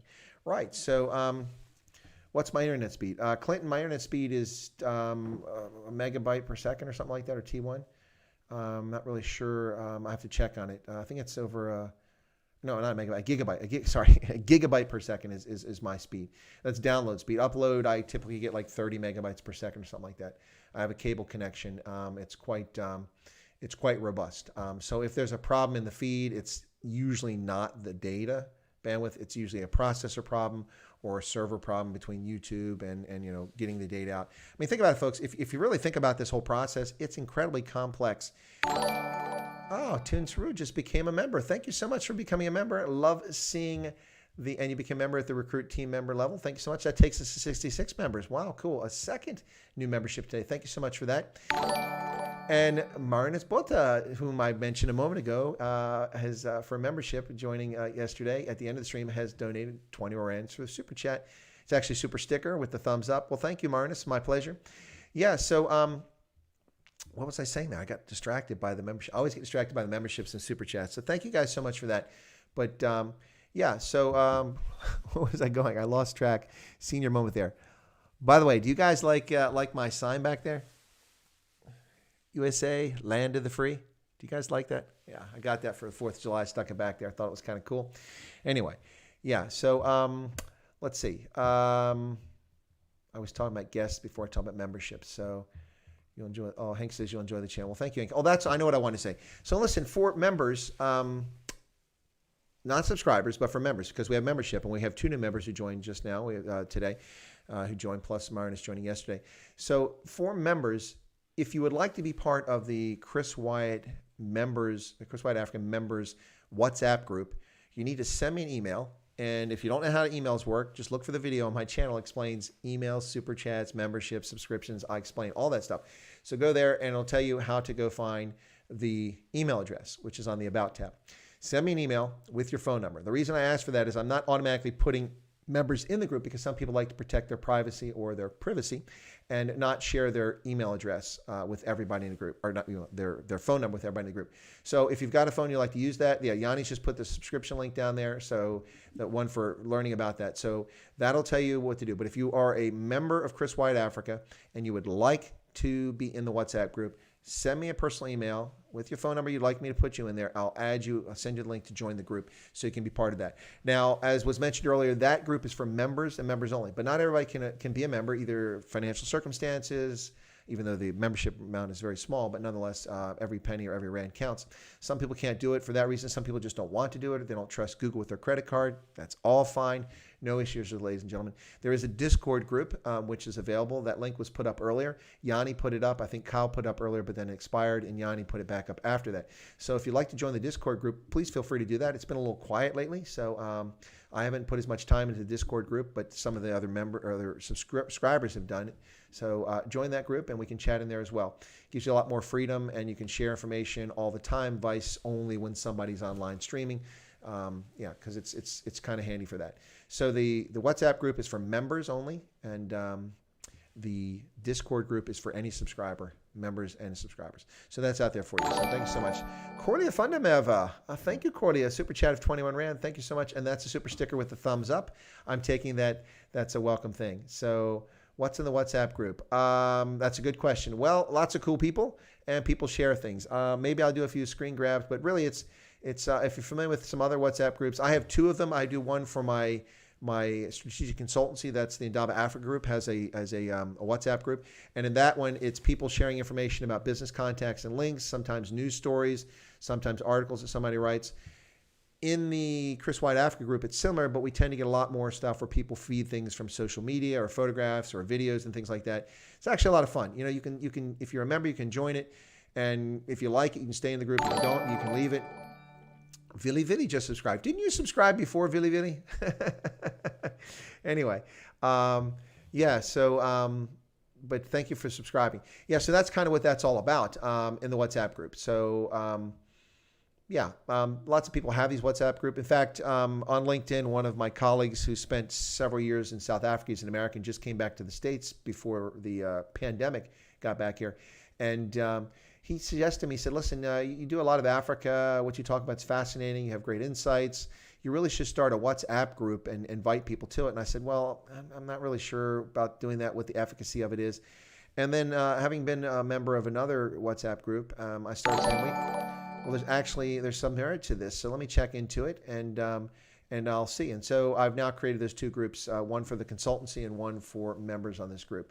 And that's just become kind of an added benefit of being a member. It's not listed in the list of benefits of being a member, but it's members. And there's another thing I want to talk about membership in a second. But before I get to that, I've already recognized Corlia for the super sticker. Thank you for that. And now Tom has given a $5. Whoa, $5. That's real money, man.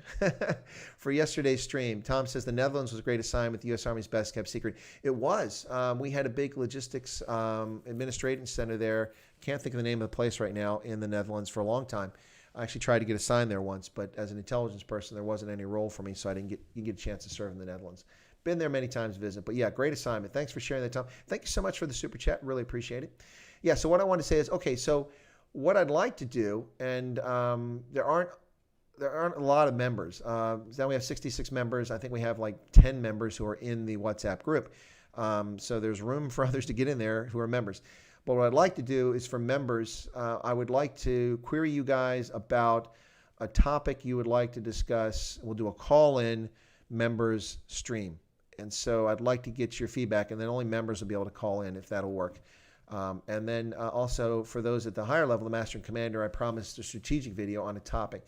So if you're a Master and Commander subscription member of Chris White Africa, if you send me an email and say, hey, I'd like to, or send me something in the WhatsApp group, say, I'd like you to do a video on this topic, I'll look at the list of topics, assuming I get more than one or any, and I'll come up with a topic to do a strategic video focused on answering your questions. And so that's kind of what the promise was for that stuff. So that's the idea there. So thank you so much for that. Right. So going to check out Alan's Fontaine, Loving Life. Oh, it's Loving Life on now. He doesn't come on until 2. Okay, which is 8 o'clock you guys' time there. Right. Zoom membership stream. Zoom membership stream. Yeah, Hendo likes that one. Okay, cool. Yeah, I'll do the Zoom membership stream, and then we can get folks in and chat. I think on the streams, other people can watch it, but they just wouldn't be able to call in or would be able to chat. So I'll have to check on that. But anyway, would love a master video. Yeah, absolutely. That's the idea. Did you just donate another $5? It just came up again. Ranger said $5 for super chat. I don't know if he just. Oh, you did. Was that intentional, Tom? Let me know if you meant to do that, man. Thank you for that $5. That's a stripper chat. Oh no. Oh no. Okay, here we go.